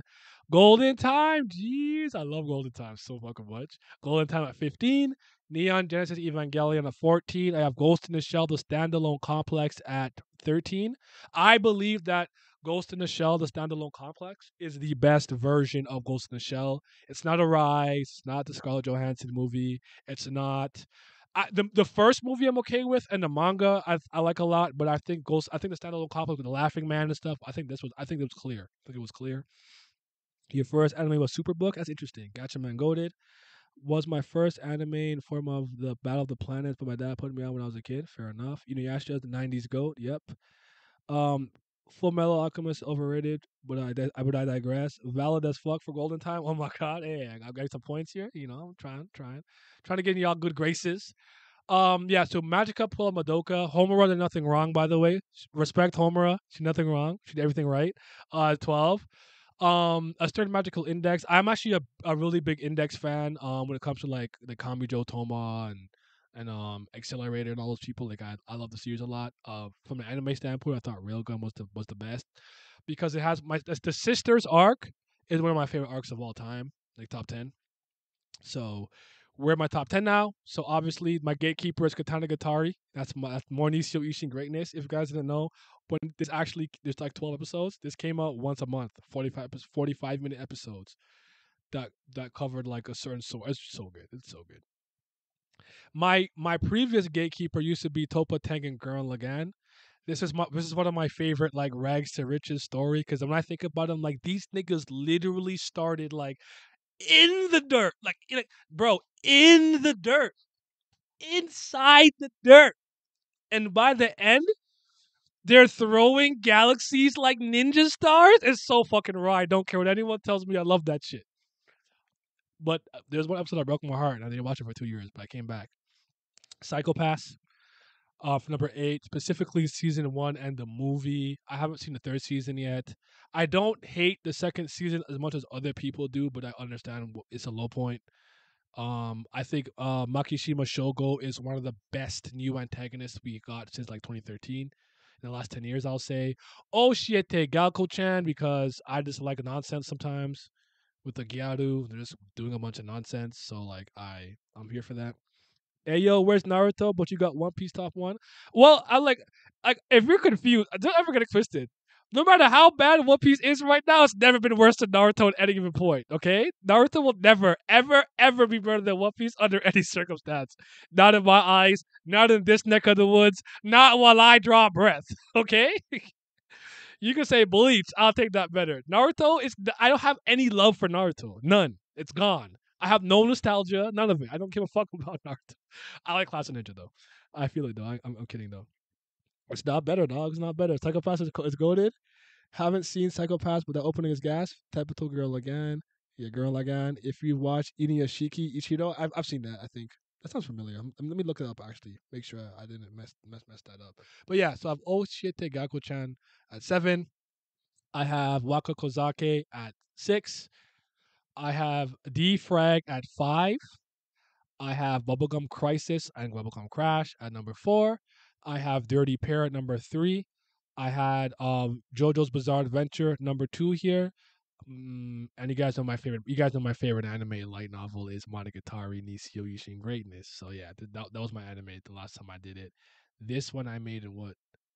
I made the same day actually. So that was the other one. Do I have this one? Might have messed up some of the. I think sometimes my thing messes up. But yeah, these are my favorite webtoons. If top 20, so they're looking for group honorable mention. She is young at 20. I have Saint for Rent at 19. By the way, these are not webtoons just from Naver or Line. These are from all over the world. She Saint for Rent is I don't know if things American or whatnot, but this is not like a Naver or Line webtoon thingamajig. Neither is looking for group. She is young as it like a she young is Korean, but anyways. Bastard I have a 19, 18. I roved out, which is a it's a high fantasy pornographic like story. It's really good. I have Windbreaker at 17. I have Windbreaker at 16. I have H Mate at 15. Lookism at 14. I have Gosu at 13. Hardcore Leveling Warrior at 12. I have Unordinary at 19. I have Love Sucks for These Lonely Losers as a shout out. I have Household Affairs at 10. I have Girls of the Wilds at 9. RRBA at 8. Drug Candy at 7, Noblesse at 6. Noblesse is my first webtoon, by the way, so I have a soft spot for Noblesse. Frankenstein is one of the best webtoon characters, in my opinion. He's so raw. Purple Hyacinth is at 5. Actually, we have this higher now. Anasamara Sumanara. Do you believe in magic? I never say it right. Have that at 4th. Romantically Apocalyptic. I have a 3rd. Tower of God 2nd, and Kubera is 1st. So yeah. And there you guys go. What do you guys think, man? What do you guys think, man? Just unfollow me. Just gonna follow. Oh man, One Piece, Bleach, still not Naruto. Naruto garbage. I haven't watched One Piece. You're missing. You're not. You're missing out. Y'all chat make me sick. Respect Naruto. We're not gonna do that. Nah, none of that. H Man was goaded. Bastard is goaded. Still don't know why people like Sweet Home. Sweet Home's okay, I think. Bastard is goaded. Best of his works for me. I agree. Tower of Mid is too high. That probably might not. I don't know. I don't know if there's a lot of webtoons I like more than it from top. Mule Love is there. You know what I'm saying? So, but yeah. They said Pooh Vera one. Pooh Vera, don't do that. Don't do that. Don't do that when you see Lilith looking right at you, looking sweet. Look at her. Well, anyways, we'll go back to this. We'll leave it out here. But yeah, man, that's my top 30. So what do you guys think? What do you guys think? It's mid. It's the greatest list you've ever seen in the history of your life, and everything that I like is great. And now you guys have good taste by following me. What y'all think? Anything that threw you off? Anything that was surprising or like I had no idea you would read this or like this? Naya, you got to read The Return of the Mount Huasek. That sounds like it comes from the greatest country in the world. What's that? What's that about? They said L mid Naya season 3 exists. You know Tower God's too high. I'm unmoved. TOD season 3 is not that bad to call it mid. And LMAO, I'm shocked you like Gurren Lagann. Really? Really? You think so? Roll, fight the power. I love that series. You have to understand the Kamina broke me for 2 years. I stopped watching it for 2 years and I came back and finished it. I love it. I like the movie too a lot. I think the movie's really great. I love that series so much. It's never not been in like my top 10. Like it's always been there since I finished it. I love Gurren Lagann. Shout out to Simon the Digger. Shimon. I'm like, bro, if you don't call that man Simon, but Shimon. I watched it in English and I watched that in English and in Japanese. I should also do a Danhua list, I think. Talking about my favorite animation from China. Talk about some Legend of Hay and Scissor Seven, 100,000 Bad. I should do that too. I'm gonna make a list for that. I'm gonna do that too. It's a story set in the greatest country, but it's made by Korea. Okay, that's fine. I can do that. Can you do the Western comics list? I can do one for Western comics for sure. I will have you know that I do have a list here, but these are more recommendations. I'll just kind of post it. I think that is a list of comics you need to read. I there's some nudity on this one, so I can't post it, but I'll definitely do like a top 30 American comics type of list thing. Let me just share this. I'll share this real quick. I don't know if Batter's still in the chat, but I'll share this real quick. But yeah, the one about Western comics was something I should have done a long time ago. The fact that I haven't made one yet is actually atrocious. So we will remedy that this year. I put this on the wrong screen. I went to put it on this screen, but it's okay. I'm back. So anyway, anywho, just want to say again, love seeing you back, having fun, my guy. Yeah, man, I'm good. I'm back. I'm refreshed. You know, I still think the most shocking thing on my list is probably Mashup. Not because of Mashup, because like I read like 50 chapters ago. Like, yeah, it's one of my favorite things I've ever read already. It usually takes so long for something to break into like my top 30. You have to be like consistent for like 4 years maybe, and something I liked a lot maybe hasn't been or fell out with me a little bit. But yeah, just want to say again. Oh, I read that already, but yeah, I'm gonna so the next time I do this and the anime one, I'm gonna do it with the boys. So probably like me, Simi, Pat, Lizard, and I said Simi already. Am I forgetting? East maybe? Vince.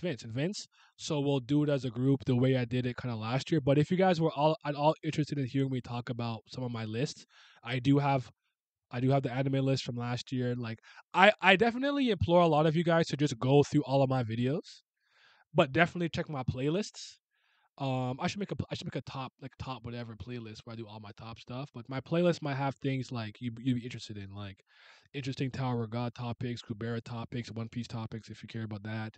Then my like paperwork general talks have like more miscellaneous things that talk about like storytelling, the importance of like show and the show don't tell, whatever. I know I'm shilling right now. Just give me a second to chill. And plug myself. The various recommendations is where I'll have things where I recommend like Big Garuda, Die Will Gelder, Legend of Hay, Scissor 7, Fog Killer, Five Elements, East to West, maybe Deadly Class. So definitely go look at that recommended list if you just kind of want to see some things that I like hold in high regard and hold near and dear to my heart. So yeah, the ape streams are also really fun if you want to see Virgo bring a crackhead into my onto my stream. I like I like stop doing them because I find like the streams where me, Vince, and Simi are just doing a bunch of nonsense. But maybe I should just start making ape streams again for like Twitch, just to, like bring it back. But those were fun. Those were really great. Those were great. Alan is like Alan moved. Me and my friend moved Alan pretty recently, and ever since moving him and watching One Piece, I think was he there when he watched Film Red? Was it me, Alan, Warren, and Laz? Was it? So I haven't seen him since like November 3rd. So, but yeah, I'll holla Alan for sure. If you want, we could do best anime openings. Here's the link, and then they send a link. But I will do a best anime opening. We'll do all that this year. We'll do a lot of we'll have fun with all that stuff. We'll do like best endings, intros. I also like have a pretty interesting one in my head. I don't know if you guys would be interested in this because I had this conversation. I have this conversation pretty frequently amongst my friends, but I want to take like maybe the like 20 manga with like the most elite first chapter, like a incredible first chapter. And I'm gonna spoil one for you. You're gonna see Zippy Ziggy on that list. I think Zippy Ziggy has one of the funniest, most enticing, greatest, absolute, like lasting appeal. Makes you want to read the next chapter, first chapter I ever read in my life, ever. It's called Zippy Ziggy or Ziggy Zippy, Zippy Ziggy, I believe what it's called. So I'll do top. I could do top games of 2020. I kind of did that somewhat, but I could do that. I'll make a video game stuff, and we'll do all those things. I'll make a list for everything that matters. I'll do all the games I beat last year. Maybe actually, you know what? Me and Simi will do on a frame one broadcast stream. We'll talk about the games that whatever. My game of the year last year was Ollie Ollie World, and Ollie Ollie World and Eastward, probably mixed with TMNT Shredder's Revenge. So that was probably my three favorite games of last year that I played. Eastward just kind of fizzled out and ended with a whimper and not a bang for me, so it was kind of hard for me to put it over Ollie Ollie World that I had so much fun with. But Eastward was cool. Eastward's fire, protect wow Sam, protect mother. Shout out to John. I can't lie. Beating niggas with a frying pan while you're an elite cook, kinda gas. Sanji, you should have learned, bro. They should have had Sanji beating niggas with a frying pan, bro. So shout out to John. What did I think of Velma? You think I watched Velma, bro? I did not watch Velma. If you want me to comment on the controversy behind it or whatever, I have no idea who that show's supposed to be made for. Very rarely do I see like left and right leaning people like agree upon something being absolutely mid, and like everybody just seems to hate that show. But you've made it popular through your hatred and hate watching and constantly talking about it. So Velma out here. I'm not a Scooby Doo guy, and I have no desire to watch it, so I'm just not gonna peep. So I'm not interested. I'm really not interested at all, like in any capacity. So it's not gonna happen. So yeah.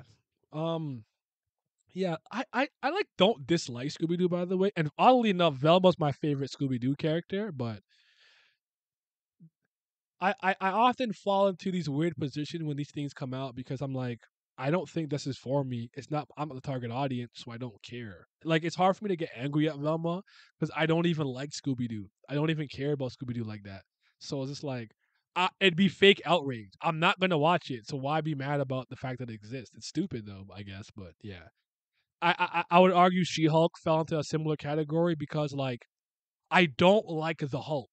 Bruce Banner and the Hulk, I don't resonate with them as a Marvel fan.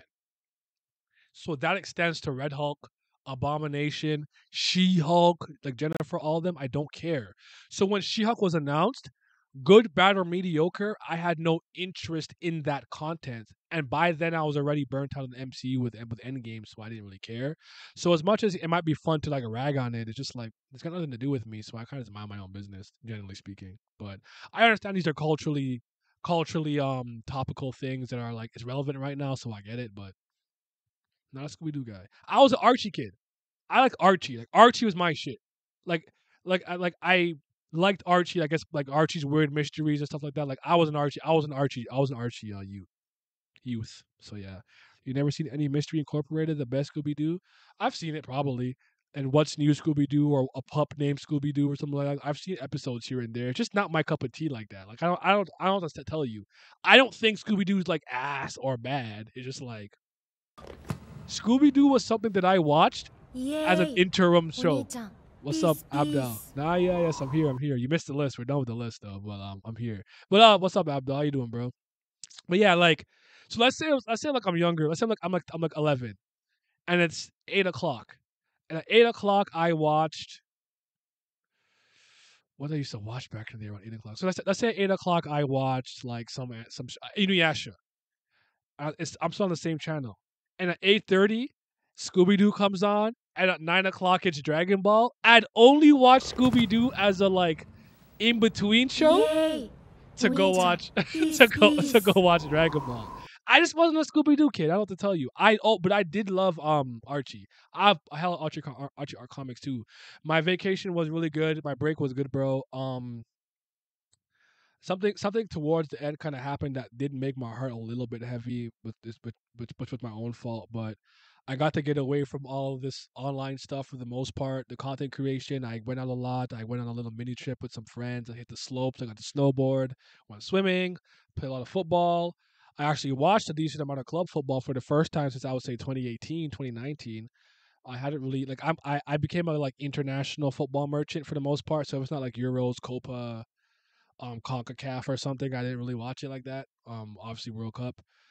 But yeah, I had a great time. It was really good. Like I'm actually I'm very refreshed. Like I feel like I could do this like every day for like 10, 12, 16 hours. But I'm gonna try to balance myself out and stay even keeled so I don't burn out. So, but I appreciate you asking me. It was good. It was a good 3 weeks, man.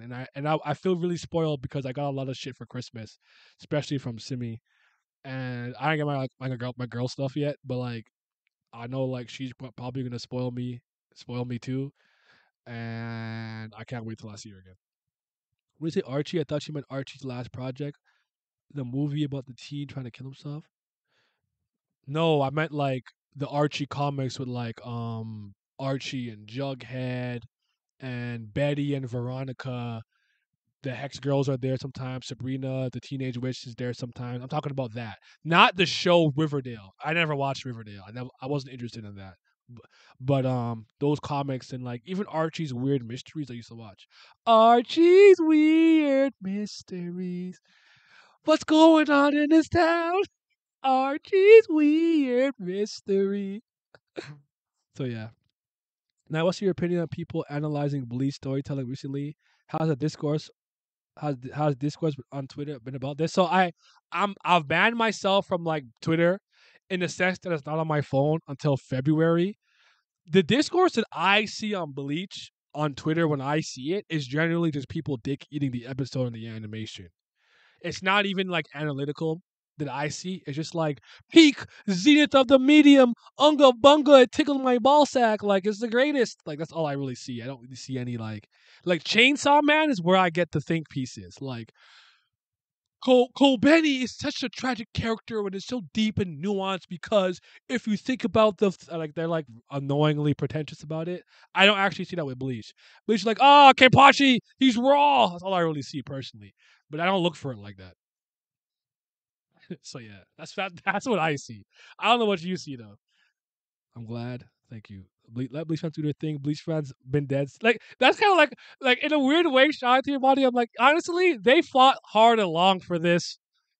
I don't have smoke with Bleach to the degree like I don't want Naruto fans to ever have happiness or like Hunter x Hunter fans to have happiness. Like that's different. Like Bleach fans, I'm happy you niggas got your last arc and you're having a good time with it. You enjoy it. You deserve it. Do your thing. I don't. I don't. I don't want to see. I hope Boruto never gets raw again. Like I don't want nothing good to happen in Boruto. Like I want them to suffer. I don't respect them. Tickle my ball sack. Yep. Any manga that you read when you were younger and you read it and thought this is trash? There's a lot of things that I revisit when I'm older and I'm like, it's definitely a kid or like I see it differently. Like, okay, what's a good example I could think of something like a manga that I used to love? Oh, you know what? I can give okay. I'm gonna think of a manga, but let me give you two. I'm gonna give you a anime that I thought was so deep, and when I watched it later, I'm like, what is this pseudo intellectual dribble that I thought was so deep? It's Serial Experiments Lane. I thought Serial Experiments Lane at one point in my life was the most like psychological thrilling, deepest, most analytical, philosophical anime I ever seen in my life. I was like 20 when I watched it. I'm like, this shit is ass. what? Why did I like this? This is the most pretentious. I'm not saying anything at all. Story and I've seen it in a long time. Bunch of pseudo intellectuals here. So Serial Experiments Lane is definitely an anime I could think of where I watched it. I'm like, why did I like this shit? It's not raw. So that's funny. Having Bleach back has been greatness. I'm gonna sit here and enjoy, and you deserve it. People like Fiji who analyze Bleach, they hate it. I don't have Fiji on my TL, so I don't think I don't. Like I don't put like I don't know the man that well, but like when I see his tweets and what he puts out, it just doesn't come across to me as particularly intelligent. I just don't engage. I feel like Geo is similar in that sense. When I see like Geo tweet about stuff, I'm like, I just don't see any signs of intelligence here. I just don't engage. So yeah. Naruto would go to no hit here. You're in the wrong chat. We hate Naruto in this chat. In this house, there's no Naruto praise allowed. Naya, how you heard Kishimoto apparently making a prequel manga about Madara? Nope, and I don't care. So what's my reading list looking like? I got a couple of image stuff I want to catch up to. I gotta read Night Eaters. So I haven't read that. I actually did just read the 2 volumes of not today, but like on the weekend of Thus Spoke Kishibe Rohan. There's that. There's Cersei.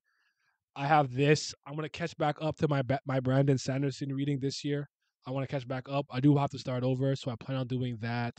Um, I gotta read Black Hammer. Start that off. I'm gonna read that. Catch back up to Empowered. That's another one. Deadly Class, I believe I'm behind on again, so I gotta catch back with Deadly Class. Deadly Class actually has been interesting again, in my opinion, so I like that a lot. What am I forgetting? I've been thinking about rereading and re-catching back up to Index, but there's a lot of light novels I gotta read, so I don't know. And honestly, I haven't read like usually if I scour the earth on the internet, like Bakisuki used to be the site where you can find like light novels, but on Tumblr and certain sites, I can still find like translated Nishio Ishin stuff, and I do want to read some of the later Guitari stuff that he has, so maybe that. But I don't have a dedicated reading list yet, but I'll make one, and maybe I'll just share it later. I can make one, but yeah, I do want to revisit some things too.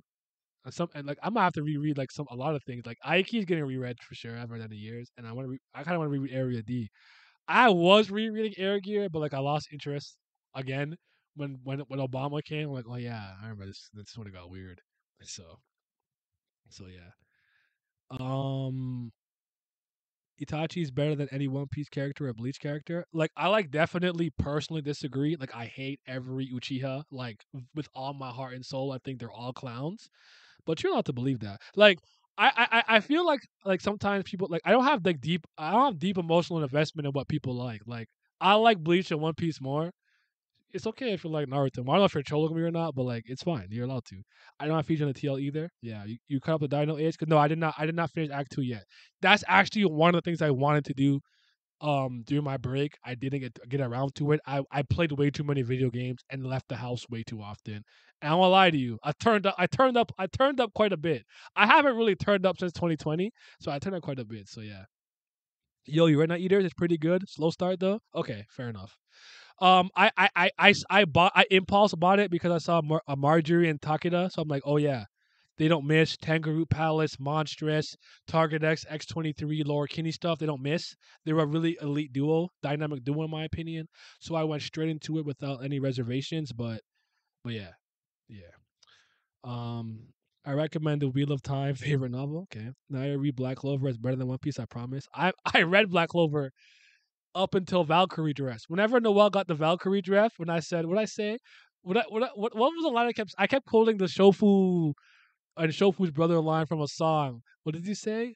Something about my fit dripping like water out the tap with Noel. I actually don't really have heat with Black Clover. I just want to know why the fan base lied to me about why that it was so unique. Why did they lie? That was just so funny to me. That's all. That's all I cared about. This man, this man, Toby Rama stat, not Toby Rama. Not the Toby Rama was right. He was right about the Uchiha. He was right. We should have listened. We should have exterminated all of them bozos. Fuck their eyes. Their eyes, man. Black Clover is amazing, but it's not better than One Piece. I'm not caught up, so I won't speak on anything. I will see your Itachi and raise you again, Ichimaru. Well, fair enough. On a serious note, I don't mind people analyzing storytelling, but when someone dislikes an aspect of story, the analyzers tell you you don't understand, you don't know what you're talking about. That's what I mean about pretentious stuff. Like I'm sure, like I understand that I could be elitist, an elitist and condescending. I don't hide that. I don't run from it. I don't pretend that I'm not one. I am an elitist. I do gatekeep, and I could be condescending at times. But I know what I'm talking about because these are the things that I studied at school, and I pursued these things in post secondary, like writing, the conventions of writing, and how to like storytell at a high level. There's no one right way to do it, but like remember the young defiant thing where he was talking about super, like I guess super eye patch wolf guy, eye patch wolf, where he's like he hates when they're like, when I was 4 years old, I got lost in the forest, and while I was lost, I felt a sense of unease and unknown in the world around me, but a beauty that also was just so aesthetically pleasing that I just can't quite put it into words. And I got those same emotions when I first picked up Berserk. It's like, shut the fuck up, you annoying nerd. Oh my goodness, shut the fuck up. Shut up. Nobody wants to hear that lame ass shit. They be like, hey, yo, we got a big sword. He cut niggas up. He's raw. That is a perfectly okay video in my opinion. So yeah. Anyways, um, I read Black Clover, but it's not all that. I need anti magic merchantry. I live with my boy exactly. Kami Joe Toma, Imagine Breaker out. All the stuff you read, watch, played. What's my favorite story? Like just all time in general. I would have told you One Piece like for many, many, many, many years. I actually think Avatar is up there. And when I say Avatar, I never, ever, ever mean the intergalactic space Smurfs, okay? And that fake ass Pocahontas story. I never mean that. I always mean them benders. That is truly, I think, one of the greatest narratives that I've ever experienced. But what I'm probably conflating there a little bit is that I do believe that Zuko has had one of the greatest character arcs and character development that I've ever seen in the history of my life. He's my gold standard for a character arc. That could be part of the reason I'm doing that, but Avatar is one of the greatest things I've ever experienced. Video game wise, watching, reading, doesn't matter. That's definitely up there. At this point, I'm confident saying Kubera. I want to give that more time though. Before I would have told you Kingdom Hearts once upon a time, Danganronpa once upon a time. I wouldn't tell you that anymore. Um, Monogatari is up there. That's one of my favorite, all-time favorite, just narratives in general. Doesn't really matter. Just absolutely incredible. East to West probably. That moved me tremendously. I got to think about. That's a good question. Like this is my all-time favorite. That's a good one. That's a good one to think about. Toby Rama, the best Okage. I stand by this. Kubera gotta be. But my problem is not everyone could become super analyzing pro. I don't hate Fiji, but one said people who dislike AOT ending don't know what they're talking about, and I heavily disagree with him. Fair enough. Like I don't, I'm not an Attack on Titan person, but I know some people who like overly try to analyze everything could be kind of pretentious and annoying and come across as like I guess pseudo intellectuals. I get you. Do you like lore or character development? I personally like lore. I don't think you can have a good characters if the world is not interesting. Um, so when it comes to like storytelling, the thing that I care about the most are characters. Then it's your I say plot, but it could be the subplots and or central plot. It doesn't have to be like either or. Just have like one of them have to be extremely engaging and interesting. I hear and feel what you're saying about that, but I do think a lot of stories that take place in like let's say just like New York or like somewhere in regular or it's a more self-contained narrative with just like a bunch of five characters doing a bunch of bullshit at school. You don't have to have deep lore or world building. Like what world is there necessary to build? You're in New York. You know what I'm saying? So I'm not a lore whore or a world building merchant personally. I'm character guy, story guy, and then everything else after. But I appreciate stories with genuinely good lore and world building. So yeah. Naya, at least you know what you're talking about, and you don't even have to you don't have to have the most complex vocabulary to explain stuff. I think it's unnecessary. I think people do that to sound smarter than they really are, and I'm good at picking up on that kind of stuff. Again, I excelled at like critical thinking and the deconstruction of text and the analyzation of like narratives. That's what I did well at school philosophy, psychology, whatever. So it is what it is.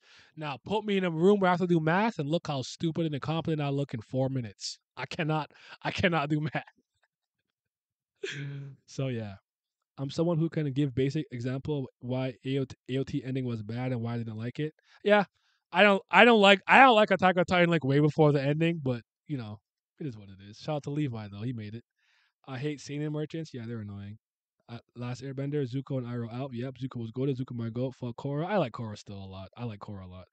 I read a bunch of the last Airbender comics. They're so good. Thank you. Finally, I just tired of being alone here. Like I'm like the only person I know who's like caught up in Avatar comics.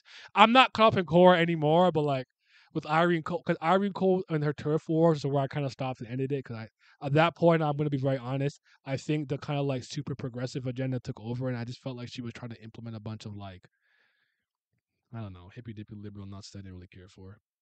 So yeah. Enter the Void, Empty and Become wins a year, took flight like Jordan, fam. Um, what is your opinion on the New Earth Avatar? I don't think it's going to be good. I actually, there was a point in my life where I wanted them to do the complete cycle, do one Avatar for each like element. I really wish they stopped at Korra, and I was cool with them exploring like the in between time between Ang and Korra with the comics. I thought I really think they have so much dope material from the comic books to animate, and that includes. Do I have it right here by me? No, I don't have it. Do I? Somebody has my Kyoshi novel, but like the Avatar Kyoshi novel, I thought was phenomenal. I think you could animate that into a small little series, OVA, movie, or something of the sort. I'm cautiously optimistic. I personally believe that they're gonna fuck it up. I don't have faith. I don't. Deep down in my heart, I don't have faith. I think I'm worried about them milking this for every drop that it's worth, and it's going to lose how special it is. Especially when you think about how many people already didn't like Korra, and I do think Korra. I kind of look at Korra and like Last Airbender as one series, The Legends of Aang and Korra, but people already had a huge problem with Legend of Korra, so it's just like hard. I don't think they're going to be able to recapture that magic, but I guess we'll just have to wait and see. Um, Again, I would have much preferred them to animate like Smoke and Shadow, like Badger. Wouldn't you have loved to see the stuff with the mother of a thousand faces, like Cole's mother, and the stuff with like Zuko's mom and how it comes full circle? Like that, I think is something everybody wants to see. You should animate that. I truly believe that. Like they have content they can go through. So I'm worried. I am. So I hear you. I hear you, man. I hear you. Oh, sad to see One Piece drop from that pedestal, but it is what it is. Yeah, yeah. Characters are so important to me. Now, a real question: Aang at the end of season 3 versus Korra, who wins? I actually do think Korra's a better fighter than Aang. I like generally go with the mantra that Aang is better spiritually and like intuitively, emotionally, and mentally, and physically Korra was superior. Obviously, she was bending 3 elements from a really, really young age, so I'd probably give it to her. Give it to her, but to each their own. I'd like to hear you dissect the East and West because I don't get a single payoff from it. I could talk about that. I actually want to make an East and West video, so let me make that video. I want to make a actual East and West video. I think the ending. I guess the ending is to each their own, but I think it's a great story. And like, God, I'm such a Shaolian Mao stan. Like the wife of death. Like she's such a gangster. I love her. Like she's she moves me tremendously. I don't know to tell you. I like Death a lot too. Then we had Archibald, Chamberlain Archibald. Yo, I knew he was cold. I don't know, man. I'll go into it. I'll go into that in great detail. I want to talk about like my favorite like comic books and see if I can get some people. Like this might be a year. Like you'll still get the usual content, but I'm gonna make a lot of videos I want to make because I want to make them. So you're gonna see a lot more comic book stuff and everything too. So yeah, you existed for Team Avatar movie when they were adults. I exited. I don't really care for more adventures of Aang and his group older, not to be honest. So it would give Gore a 6, 5, or 7. Give it a 7, bro. Give it a 7. The author said the comics are not canon. I actually didn't know that. I didn't know that. I recall maybe did that change though? I recall at one point they said they were because they were still writing it. I'll double check that. I'll let you guys know. I didn't know that though. If that's true, I kind of don't want to read them anymore. Then it feels pointless. Excuse me. He's getting his own movie though. Okay, in 2026. Well, we'll see what happens. Of course, season 1, 3, and 4 was a masterpiece. That's so funny to me. Everybody hates season 2. I love season 2. I thought the stuff with the Dark Avatar, the Yin and Yang with Vatu and Rava, and like the story of Avatar 1 and the introduction of Deska, one of the twins, Eska, were like really good to me. Like I actually like. I think season 1 has a really weak ending, and season 4 has a weak ending to the conflict, not necessarily the season. I think the way the conflict with Kuvira ends is a little lackluster, but I just don't hate season 2. I don't know. I think Cosmic Core on the Tree of Time, I don't know, that was kind of moving me. I don't know. I'm an Avatar stan. I admit that like my cape be flowing in the wind. Maybe I'm just biased and I'm sucking dick. I don't know. To each his own. Each of the comics is like a 2 4 part automatic special they can do, and people will eat that shit up. Yep, need to read the comics more this year. Invincible was the shit. Yes, and more Donhua. I got a Donhua videos coming out. Don't worry, I'm working on it. We going be. I actually have to also like review the Legend of Hay season 2 and stuff. Same here. Season 2 Korra is one of the better ones. Yeah, like to me, I think it's like 3. I think I go kind of like 3, 2, 4, 1. Probably. I think if the stuff with Oman didn't like end really stupidly, it would have been fine. I can airbend, and like his scars, like fucked up lip was just like face paint. And, like I don't know about that, but yeah. A lot of everything was good, but the main villain was shallow and unnecessary. Only the good villain was Azula. Azula is the best villain in Avatar. Ozai is one of those villains where while I find him one dimensional and not particularly interesting, I don't like him. He serves his purpose. He serves his purpose, and like I think about him more than just the physical threat that can like burn the world. I think about how he psychologically affected somebody like Zuko. You know what I'm saying? Like the villainy comes from a lot of those things, and like having a favorite child, like obviously, and things of that nature. But I hear you. I'm actually on that train. I'm like Ozai is kind of mid, bro. Like he's mid. Like I think General was it Chow the Conqueror? Chow. Am I saying that right? I thought he was more interesting, all things considered. So I'm with you. I'm with you there. Azula carried, but that's fine. Korra seemed to piss me off so much. Missed potential, in my opinion. I mean, fair enough. Roger Base loved Last Airbender. Did I ask you guys if you guys channel back? Is he good? Is he good? I thought I heard same dick riding Avatar Last Airbender. I will slander any Korra fan I see and put them in their place. Well, I mean, you're not gonna put me in my place. I'm a Korra fan. It's so funny because like I always find that like people will say something like that, and I'm like, I'm a Korra fan. What's up? And by the end of it, their mindset changed and my mindset's the same. Like I know what's good and bad about Korra. I'm okay, but I don't like try to hide it. But I like it. I like it. I like Korra a lot, man. I stand by I stand by that 2, 3, 2, 4, 1 in that order. Yeah, fair. Yeah, fair. Like I'm probably the same with you. Yeah, Zahir I think was like the best antagonist they had in general. But yeah, Zula was great though. Zula was great. I like Azula a lot, man. She was an amazing foil to some of those characters and whatnot. But anywho, people, I'm gonna probably put this video out tomorrow. I'm probably gonna premiere it. So definitely drop a like and comment there, even if you've seen it. Help me get the algorithm boost. Share it with your friends and everything. I actually gotta hop in do a recording with somebody else for their channel, so I gotta head out now. I was actually waiting for him. We're supposed to start at 8. But thank you guys for coming through. We're gonna talk more. We're gonna plan some more dope streams and everything, and probably gonna do some Korra tomorrow. Um, did you guys do the Tower Gashi? I missed it. No, I had Tower God like reclimb will resume in February. That and me talking about like One Piece in depth and, and reading One Piece will be in February. I'm not doing that right now because I don't I don't want to. So you, Katakuri, you can't have that name and say that. At least change your name to like Naruto 2118. All right, y'all be easy.